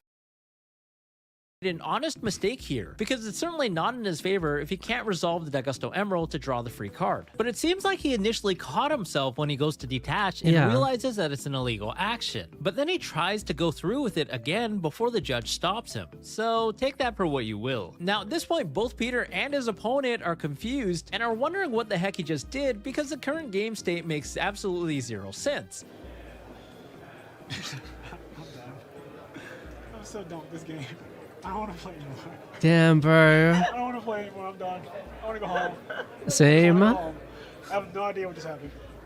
What should have been an extremely linear and standard combo line has somehow been fudged, and the numbers are just not adding up. As Peter mutters to himself, he proceeds to activate Void Banishment to try and search for Void Feast. A trap He card totally that knows what strengthens he his was end board doing. and would summon out 100% he multiple- knows. I think he realized that when he went to detach, something was wrong. But I genuinely think he in this one in this instance, I think he did just forget, but he caught himself on the detach of the Emerald that something was wrong. But I think he just generally forgot on this one. I think this one, it might have been an accident, 100%. But still, for noise during you the can't. opponent's turn, all while asking himself what the hell he just did it wrong. is his But little fault, does he know, still. he's about to make illegal play number 5, though we'll get back to this in a second. At this moment, the table judge points out that he hadn't detached from his broad bow for the effect of Rapier earlier, something that's still easily fixable, though technically at a warning for Peter, which the judge forgets to give him. Chat told me to remind you to detach for something. Detach for bull search. Oh, I guess it was that. You probably were supposed to detach for that. Damn, bro. Okay. All right. So That's- yeah, that's yeah. like wait, something happened. That's Yeah, why. something went wrong. Yes. To make things even more confusing, Peter then asks the judge if he still has to activate the Void Banishment, or if they can rewind to him shuffling and drawing a card first. So do I even still need to do this first? Because I was originally gonna do that. Oh god, I don't want to play. Oh my god. Don't ask me anything. All right. Do you know what I'm saying? What happened? Yeah, 5 illegal plays tournament is crazy. God, can this not be But my life it's right now? caused him to fuck up the rest of his time now, and it's just caused him into a state of awfulness. Peter decides that the outcome Because is he the same misplayed, anyways, because so he misplayed earlier on, it's caused his line to be so fucked. Like a perfect line to go into something that's fucked. Like that's so audible. proceeds with his next play. Yes. Just stay here. Just saying. Yo, please. Peter overlays for Zodiac Trident and then tributes the Daigusto Emerald to summon out Vanity's Fiend, a powerful card that he brought in from his side deck. Fuck this card, bro. This card's being seen played again, and it's like this card isn't actually good. But if you don't draw one of your like 5 cards that beat this card, you just lose. It's so annoying. That locks his opponent out It's like from such a special summoning. 50-50 card. As if this wasn't enough, he then passes his turn and flips up the anti-spell fragrance, locking the opponent completely out of any spell okay. cards I during your turn. I do not believe he top decked Vanity's Fiend and Anti-Spell. Nah, I don't believe that. I believe those were added to his hand at some point. with the Void Beast poised to summon out 3 Infernoids during Fraser's I do turn, not and the believe Vanity's that. Fiend preventing him from summoning any monsters, this is effectively an unbreakable end board that should be an automatic win for Peter. Even worse for Fraser is the fact that he drew as Randy one spell of in at the one form back of then? Speedroid Tacum Tomborg, a useless engine piece that you'd never want to draw. While Fraser would have probably scooped up his cards immediately against any other player, in the back of his head he still knew that he was playing against Peter Chang. And if the first game was any indication, maybe anything can happen when maybe you're something's playing gonna against happen. Peter Chang. And the longer that you stay in the game, the more likely it is that he might have made an illegal play, which he did, because a judge suddenly pauses the game yet again. So wait. Why can't he summon Dragon? That's all chat said. You cannot summon dragon, so as soon as the condition is there. Oh god, what is happening now? Yeah, Void Oh, is it because you activated that card? Does that card do something? Yeah, does that unlock him? normal special summon monsters other than Infernoids. So this is why I'm supposed to do this first. So, like, Oh this is my. unbelievable.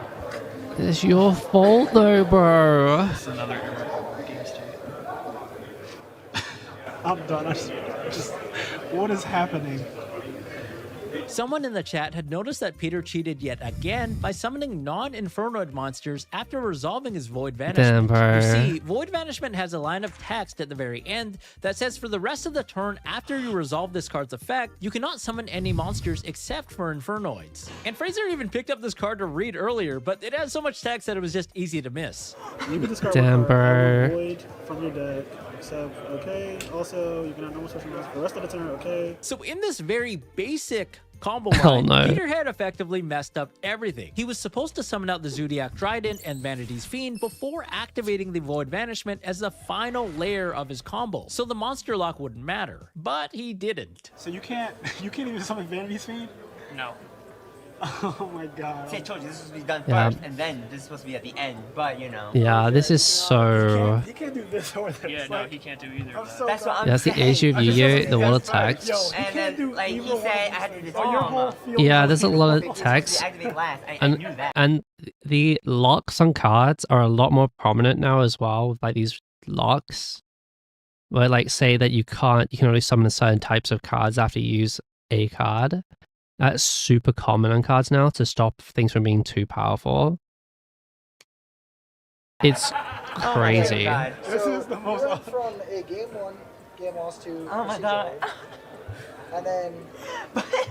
It's then not you like went- it's intentional. Okay, so you didn't even somehow you pulled off activating an XC without detaching. I'm You good, get a Brody, procedure. yeah. That's why I said, like, where did it go wrong? Like, this happens all Yeah, the he went to time. go for Dagusta And now, Right. and now you have Dryden Vanities, which is a procedural area. After You do know where this is going, Pete. But I'm just saying, like, it's not intentional. Like, you know, these moves are just, I don't, Yo, The radius is I only know, but I'm just saying, both these are of just so, both of these monsters cannot be on the field right now. Like, Right, you, yeah, no. you know where a procedural area Oh. goes after. A I procedural know, game but I'm loss, right? saying, like, this was, like, I don't know how it walked up to this, you know what I'm saying? Like, this is so, it's so Peter realizes this, but That's has little to say crazy. beyond basic, and The it's end like, result- the end- these moves are just so basic. They're not, like, 30 and these minutes are just, outgoing. like, Someone basic century. moves from these, Someone talking you know. Tomboard. God, this is, like, the most common basic moves, and it's like, Then why are you messing no, them I'm up? just saying, because the chat and the head judge were really Is it basic, unamused. bro? In addition to this, Peter had gone away scot-free without receiving even a warning for his illegal plays earlier in the match. He doesn't really have anything to defend himself with besides his new catchphrase. these moves are just like the basic moves, you know? Oh my freaking God. And it's just a basic Dude, move. it is. Not even It's like, so his oh, fault it's so though. basic. I'm just saying the moves are so basic. You should And know it's what your just- cards the moves fucking are just do. so basic, it's unreal what's happening. Because they were technically basic moves, but he kept repeating himself as if there was some sliver of hope that the judges would let him rewind and actually do the combo the Oh, right yeah. way. It's not like there was any interaction with this move. They're just basic moves. This was like. Oh my not god. even like Someone there needs was a any manual? interaction. I don't know where Yeah. it went Yo, your wrong. whole- I think he went wrong getting into the car this morning. I keep hearing basic, and I'm like, I feel like he's a white girl. He's like, it's so basic, it's so basic. Either way, the match is Oh my It's god. just a basic turn one move. It's not even like this was like. It's not even like there was any interaction in Oh, the God. game. Yeah, that's the worst part, bro. That's the worst part is he didn't fumble because Fraser was doing something in response to like mess up his combo. He just tripped over his own fucking hands. I need my inhaler. Oh, this is so weird. Like, he cheated himself. You actually left me I'm with that just choice. saying. At one point, he would seemingly get annoyed and would even proceed to blame the judges. Because he keeps coming over and saying, I'm just saying, but you guys are not saying, and why are you not saying it after the move is done? Because it's your fault, bro. learning what these do. Saying that they didn't point out his illegal moves and they were distracting him by walking back and forth to his table to check on the game. This is unreal. I hope you know. I just hope you know. I'm letting you know. Oh my god. He literally did nothing. And like no one is like saying this after the move's already done. Yeah, because it's... Thanks, Judge. You're No. a real help, by the way. It's your If it was anybody else, responsibility literally, to that would have maintain not a had proper fun. game state, you saying. idiot. I have no comments. It's I just am the judge's simply going to go to responsibility to bed. tell you when you Actually haven't. just insane. The stream chat went absolutely crazy. Fraser had only played a total of 4 Yu-Gi-Oh cards, This is only like to 20 win the 20 match times a second, 2-0, yeah. including a game that was basically unwinnable. Yo, this has to be crazy on stream. I just know. I know. I just know the stream has been going crazy. You're I've literally sitting here drawn and 2 you're not hands. saying it. That's why I said Game just 1, sit Summon here. Archfiend Eccentric. Game 2, Summon Talking Tomboy. And this is all I've done in the last Oh 30 my minutes. freaking god. Actual hard evidence of Peter's shenanigans had finally unraveled to the world in front of thousands of people watching. The legendary Oh, dude, moment the would SpongeBob forever music. be embedded in Yu-Gi-Oh history. Peter's defense? It was apparently his first time ever playing the deck, and Peter's friend had helped him build the deck before the tournament. So what happens when you tell somebody to build you a deck Alright. and you have no idea how to play it? Unbelievable. Now, as funny as it sounds, I that's- honestly think I might yeah. actually agree with Peter here. I don't think he deliberately tried to cheat, at least not in the second game. His sequence of play was so counterintuitive, and he had nothing to gain from it. In fact, if he played his basic combo the way that he should have in the second game, his hand I was think he just basically an didn't know his automatic win. cards, The which head is judge his- was also which quite is his fault reasonable, and he still. didn't believe that Peter's actions were deliberate. So, It's also my first time playing this deck so too, Peter, but here's the plus side. Is Oh my I don't God. think you're purposely cheating. no, but it's so And I'm not going to basic. DQ you. I'm just saying the moves are so basic, And and it's that's what you just. should be happy with. But it's not that. It's just just wanna the Yeah. moves are just so basic. It's unreal what's happening. So Peter Yeah, would but it's receive his only a fault match penalty still. and not a disqualification, allowing him to play further into the tournament. But he wouldn't do too hot, having been pretty tilted from this match, to say the least. The match would be posted throughout social media, forums, Facebook groups, Reddit. Everyone in the community would witness the hilarity. And more than anything, it was fantastic entertainment. But the story doesn't end here. Ironically, Peter's official ban from the Konami-organized events would be lifted around that time, granting him the ability to attend YCS Seattle only 1 week after the ARG incident. He would play the same deck, with one of his opponents going on Reddit to note that Peter was unpleasant, extremely rushed, and grabbed his cards without asking, overall being a very annoying opponent to play against. And at this tournament, Peter would somehow get disqualified and banned yet again. Though the exact reason for his disqualification wasn't explicitly confirmed, according to a user on Reddit, it was allegedly for UC cheating related to something with the graveyard. Now, I know what you're thinking. Based on the prior story so far, you probably think that Peter would return to get his revenge once more. But this was seemingly the nail in the coffin for Peter's career as a player, for he would surprisingly not return to the competitive scene. But Peter's ghost would somehow still be in the community and haunt it in other ways. Also, if you guys made it this far into the video, it hopefully means that you enjoy my content. And I want to let you know really quick, I do have a Patreon page where you can get early access to my future videos like this one and behind the scenes content, including footage from these stories that didn't make the final cut.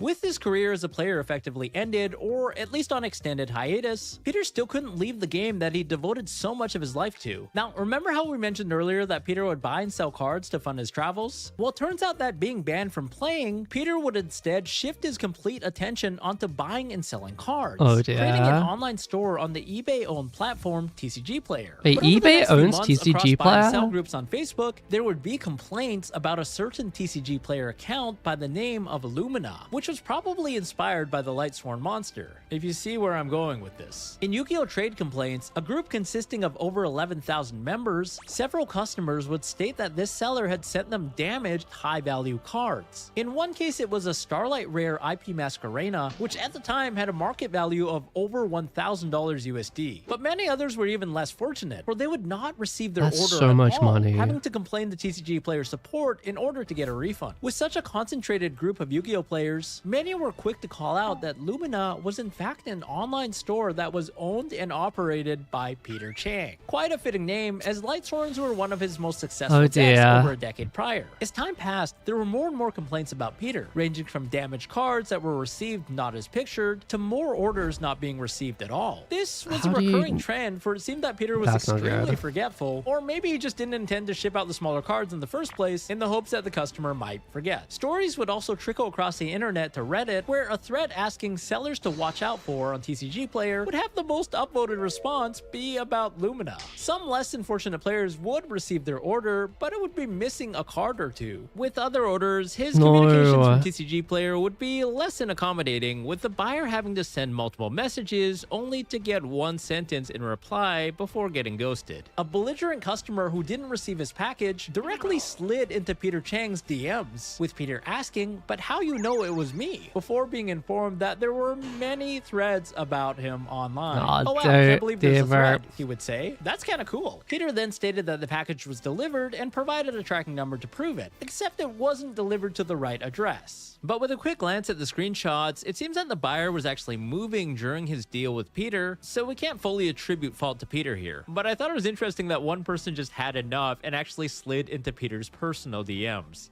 Another member alleged that Peter canceled an order he made after the card's price surged overnight, only to relist the exact same cards on the same day that the order was canceled at a higher price. One customer even felt blackmailed and threatened by Peter Chang, though there wasn't any hard evidence beyond their comment. People quickly realized that Lumina, aka change the Peter price, Chang, bro. was to be avoided at all Someone's costs. bought it at the And low to price before you've had the chance to change it. One unsuspecting Too slow. fellow would ask for a reference check on Peter Chang, only for the thread to be met with almost 200 laugh reacts. Luckily, he asked before making a deal with Peter. All of this would culminate in a chunk of terrible feedback in Lumina's store on TCG Player, with over 55 pages to a total of 548 negative reviews, and Peter Chang being added to the community blacklist for bad traders and scammers. But in Peter's defense, he somehow still had a positive lifetime rating, with 99.4% on over 50,000 sales, which means that he had actually sold a lot of cards successfully. And though rare, among the heaps of negative comments, there were at least a handful of customers who successfully bought cards from Peter with no issue. But to this very day, Peter Chang continues to peddle cardboard online, with a store comprising of over 450,000 individual products, the last remaining sliver of the legend himself. Missing green.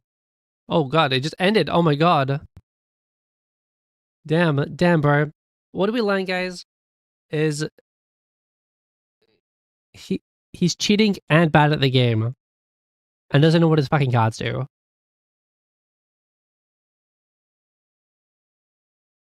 So,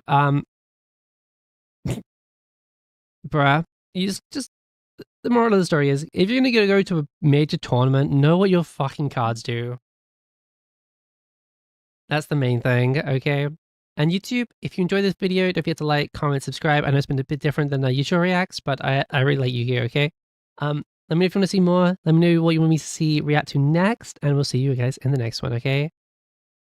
Bye!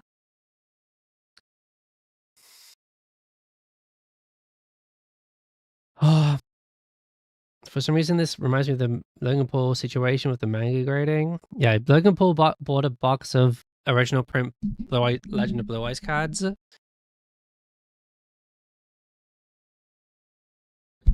Before his One Piece era. And everybody thought he was going to start shilling on Yu-Gi-Oh! But here's the funny thing, bro. Yu-Gi-Oh! Old Yu-Gi-Oh! Product doesn't have value. The only cards in Yu-Gi-Oh! That have value are the most playable cards and the highest rarity. Or it has to be like truly, truly OG. It basically has to be a first edition Blue Eyes White Dragon, basically.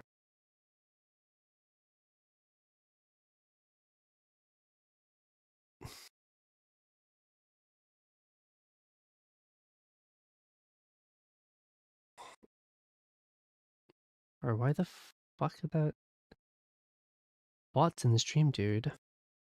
That's why I don't even plan on going to an in-person tournament. I'll just play online. I don't blame you, but I'm going. Oh, Zotter, thank you for the follow. Thank you, thank you.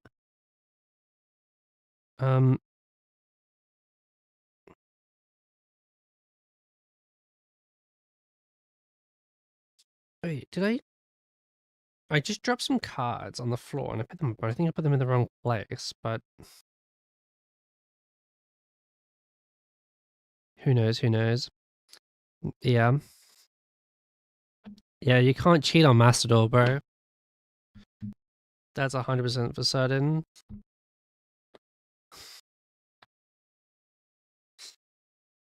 But I don't. You don't become a good player if you only play that Plastidor.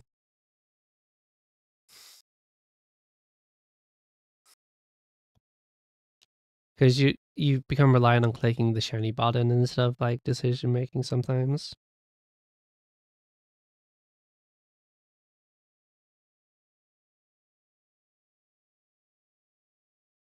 Wait, I need to count my cards to make sure I have them in the right place. 1, 2, 3, 4, 5, 6, 7, 8, 9, 10, 11, 12, 13, 14, 15, 16, 17, 18, 19, 20, 21, 22, 23, 24, 25, 26, 27, 28, 29, 30, 31, 32, 33, 34, 35, 36, 37, 38. Yeah, I did fuck up where I put those other cards then. Did I put them over here? No. I think I put them in my other deck box. Yeah, be good against have fun. True, you don't. That is true. If you don't want to be cut, if you just want to have fun, yeah, it doesn't matter. You're right.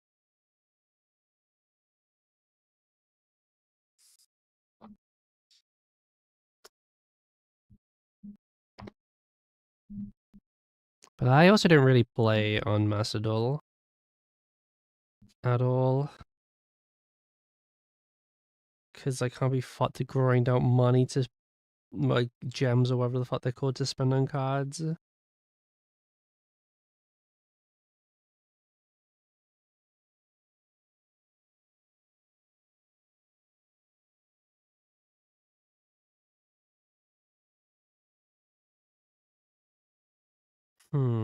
Okay, okay. There's one more card that's hiding in. There we go. I found them all. I went to one small tournament for One Piece CCG with my UDA starter deck. I actually won against a pimped out deck. Very doable. I went to. Let me turn the music back on real quick so we can have some tunes playing in the background. Yeah. I went to my locals. This would have been not last weekend, but the weekend before. I went with this like kind of bad deck. Because it was the weekend before the new cards came out, so I was like, I'm gonna play my good cards next week. So this week I'll just play something silly. I just literally threw together cards the night before. I went and I came fourth out of 20. And I beat the first person who came fast. I beat the person who ended up coming fast. I was their only loss for the day. And they had a hard meta deck.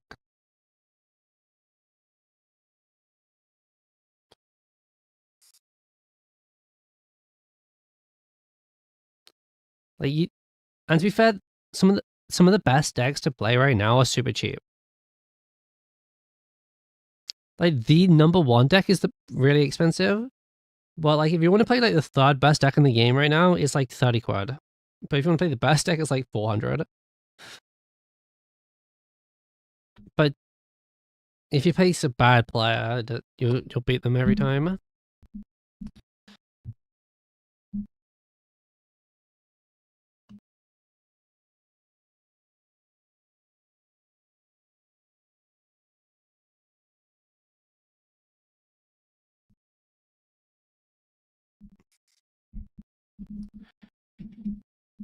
I've been trying to limit test what the game can do with no ban list with any random idea I think up. Okay, so if there's no ban list, Tear Lament wins every time.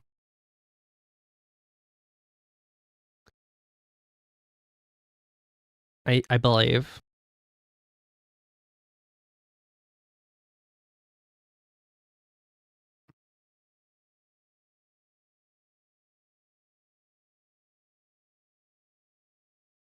Because that deck is cracked.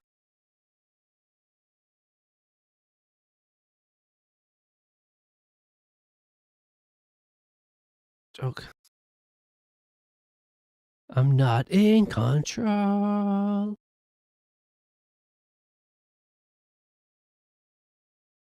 Don't.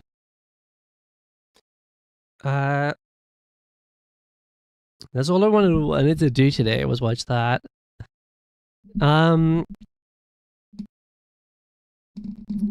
What the limits of a fairy Exodia deck feel like?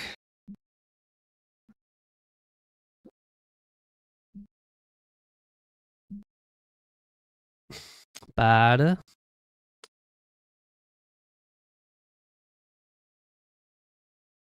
I don't know. I feel like Exodia is pretty unenjoyable to play. That's my opinion. I don't like. It's just draw cards of the game.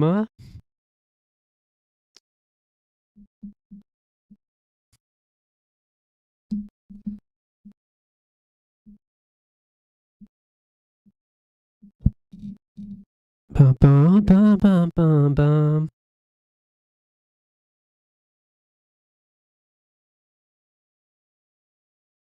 Wait, this for bow, bow, bow. Just stick around.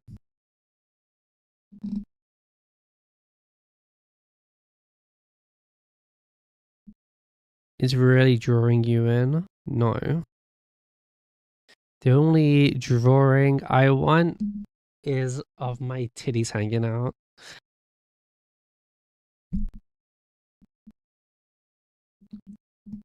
Self open, no. When you bleed out, break me down, help me get better. Sometimes a winner is destined to disappear. Strangers.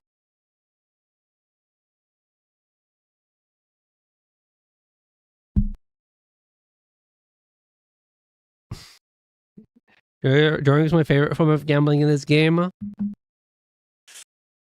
Is it drawing or milling? Milling is pretty fun. To be fair, okay, so I'm playing. So yeah, this weekend is Genesis tournament, and I'm playing Dark Lord, and Dark Lord has a card that says draw 2 on it. In X-Shell, it says draw 2, which is pretty pog. There's a card that just says draw 2 on it. That's great. But then I also make Lightsworn Minerva who mills 3. It's like the most addicting thing ever, bro. It's like, what are we gonna see? What are we gonna see? What are we gonna see? Please be good. Please be good.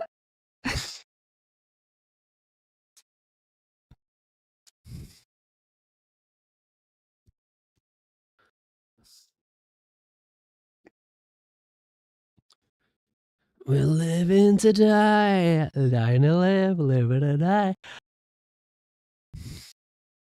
Milling isn't as fun. Oh, no, milling's got more risk in it though, because you could send something you don't want to the grave. But if you hit it, it's really down. But if you hit the best thing, it's so good. So you're dodging bullets, bro. Milling is like dodging bullets. No place like home.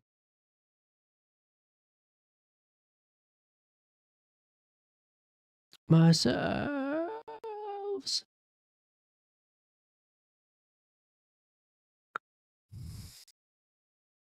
Your style? Bat. No problem. Live, live and die. There we go. Have fun. Nice. Have a good day.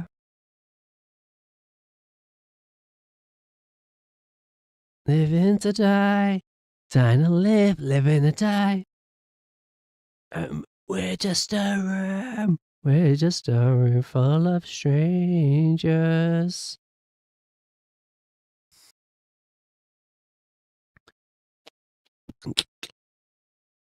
Strangers.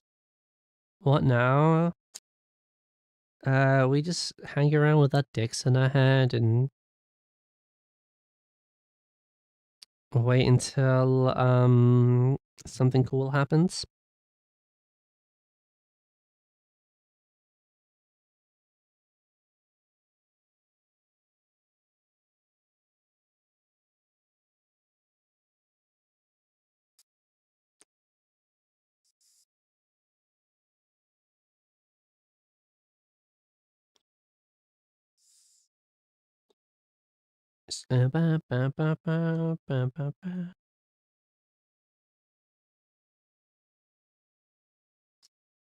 Play. I mean, I just need to do it. Yeah, we'll watch that another time. I'm probably just gonna wind down and get off in a second and get back to doing some work.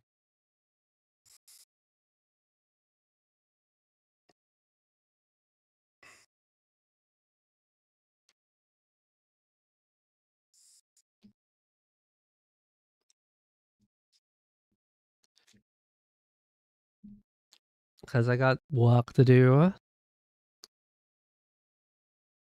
I got to do my job.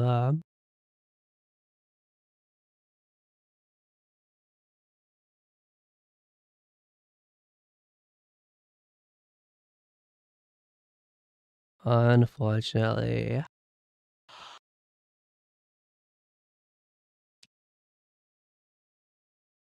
Um.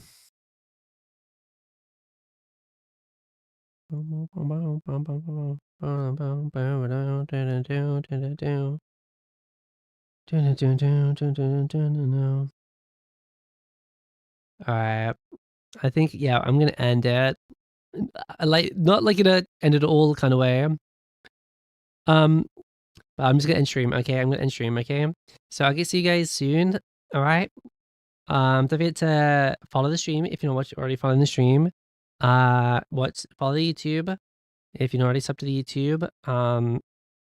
And if you want to see my titties hanging out, that might be up on Twitter in the next week or so. But that's the only reason to follow my Twitter. Because that's the only place I can post that. Um,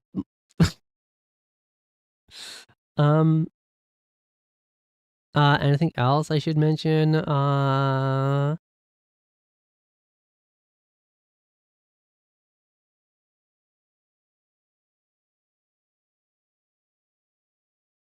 Not really. Yeah, that's it. All right, we'll see you guys. We'll see you guys. Maybe tomorrow. We'll see. We'll see. Um, I'll see you guys around. All right. Bye, guys. Bye, bye, bye, bye, bye, bye, bye, bye, bye.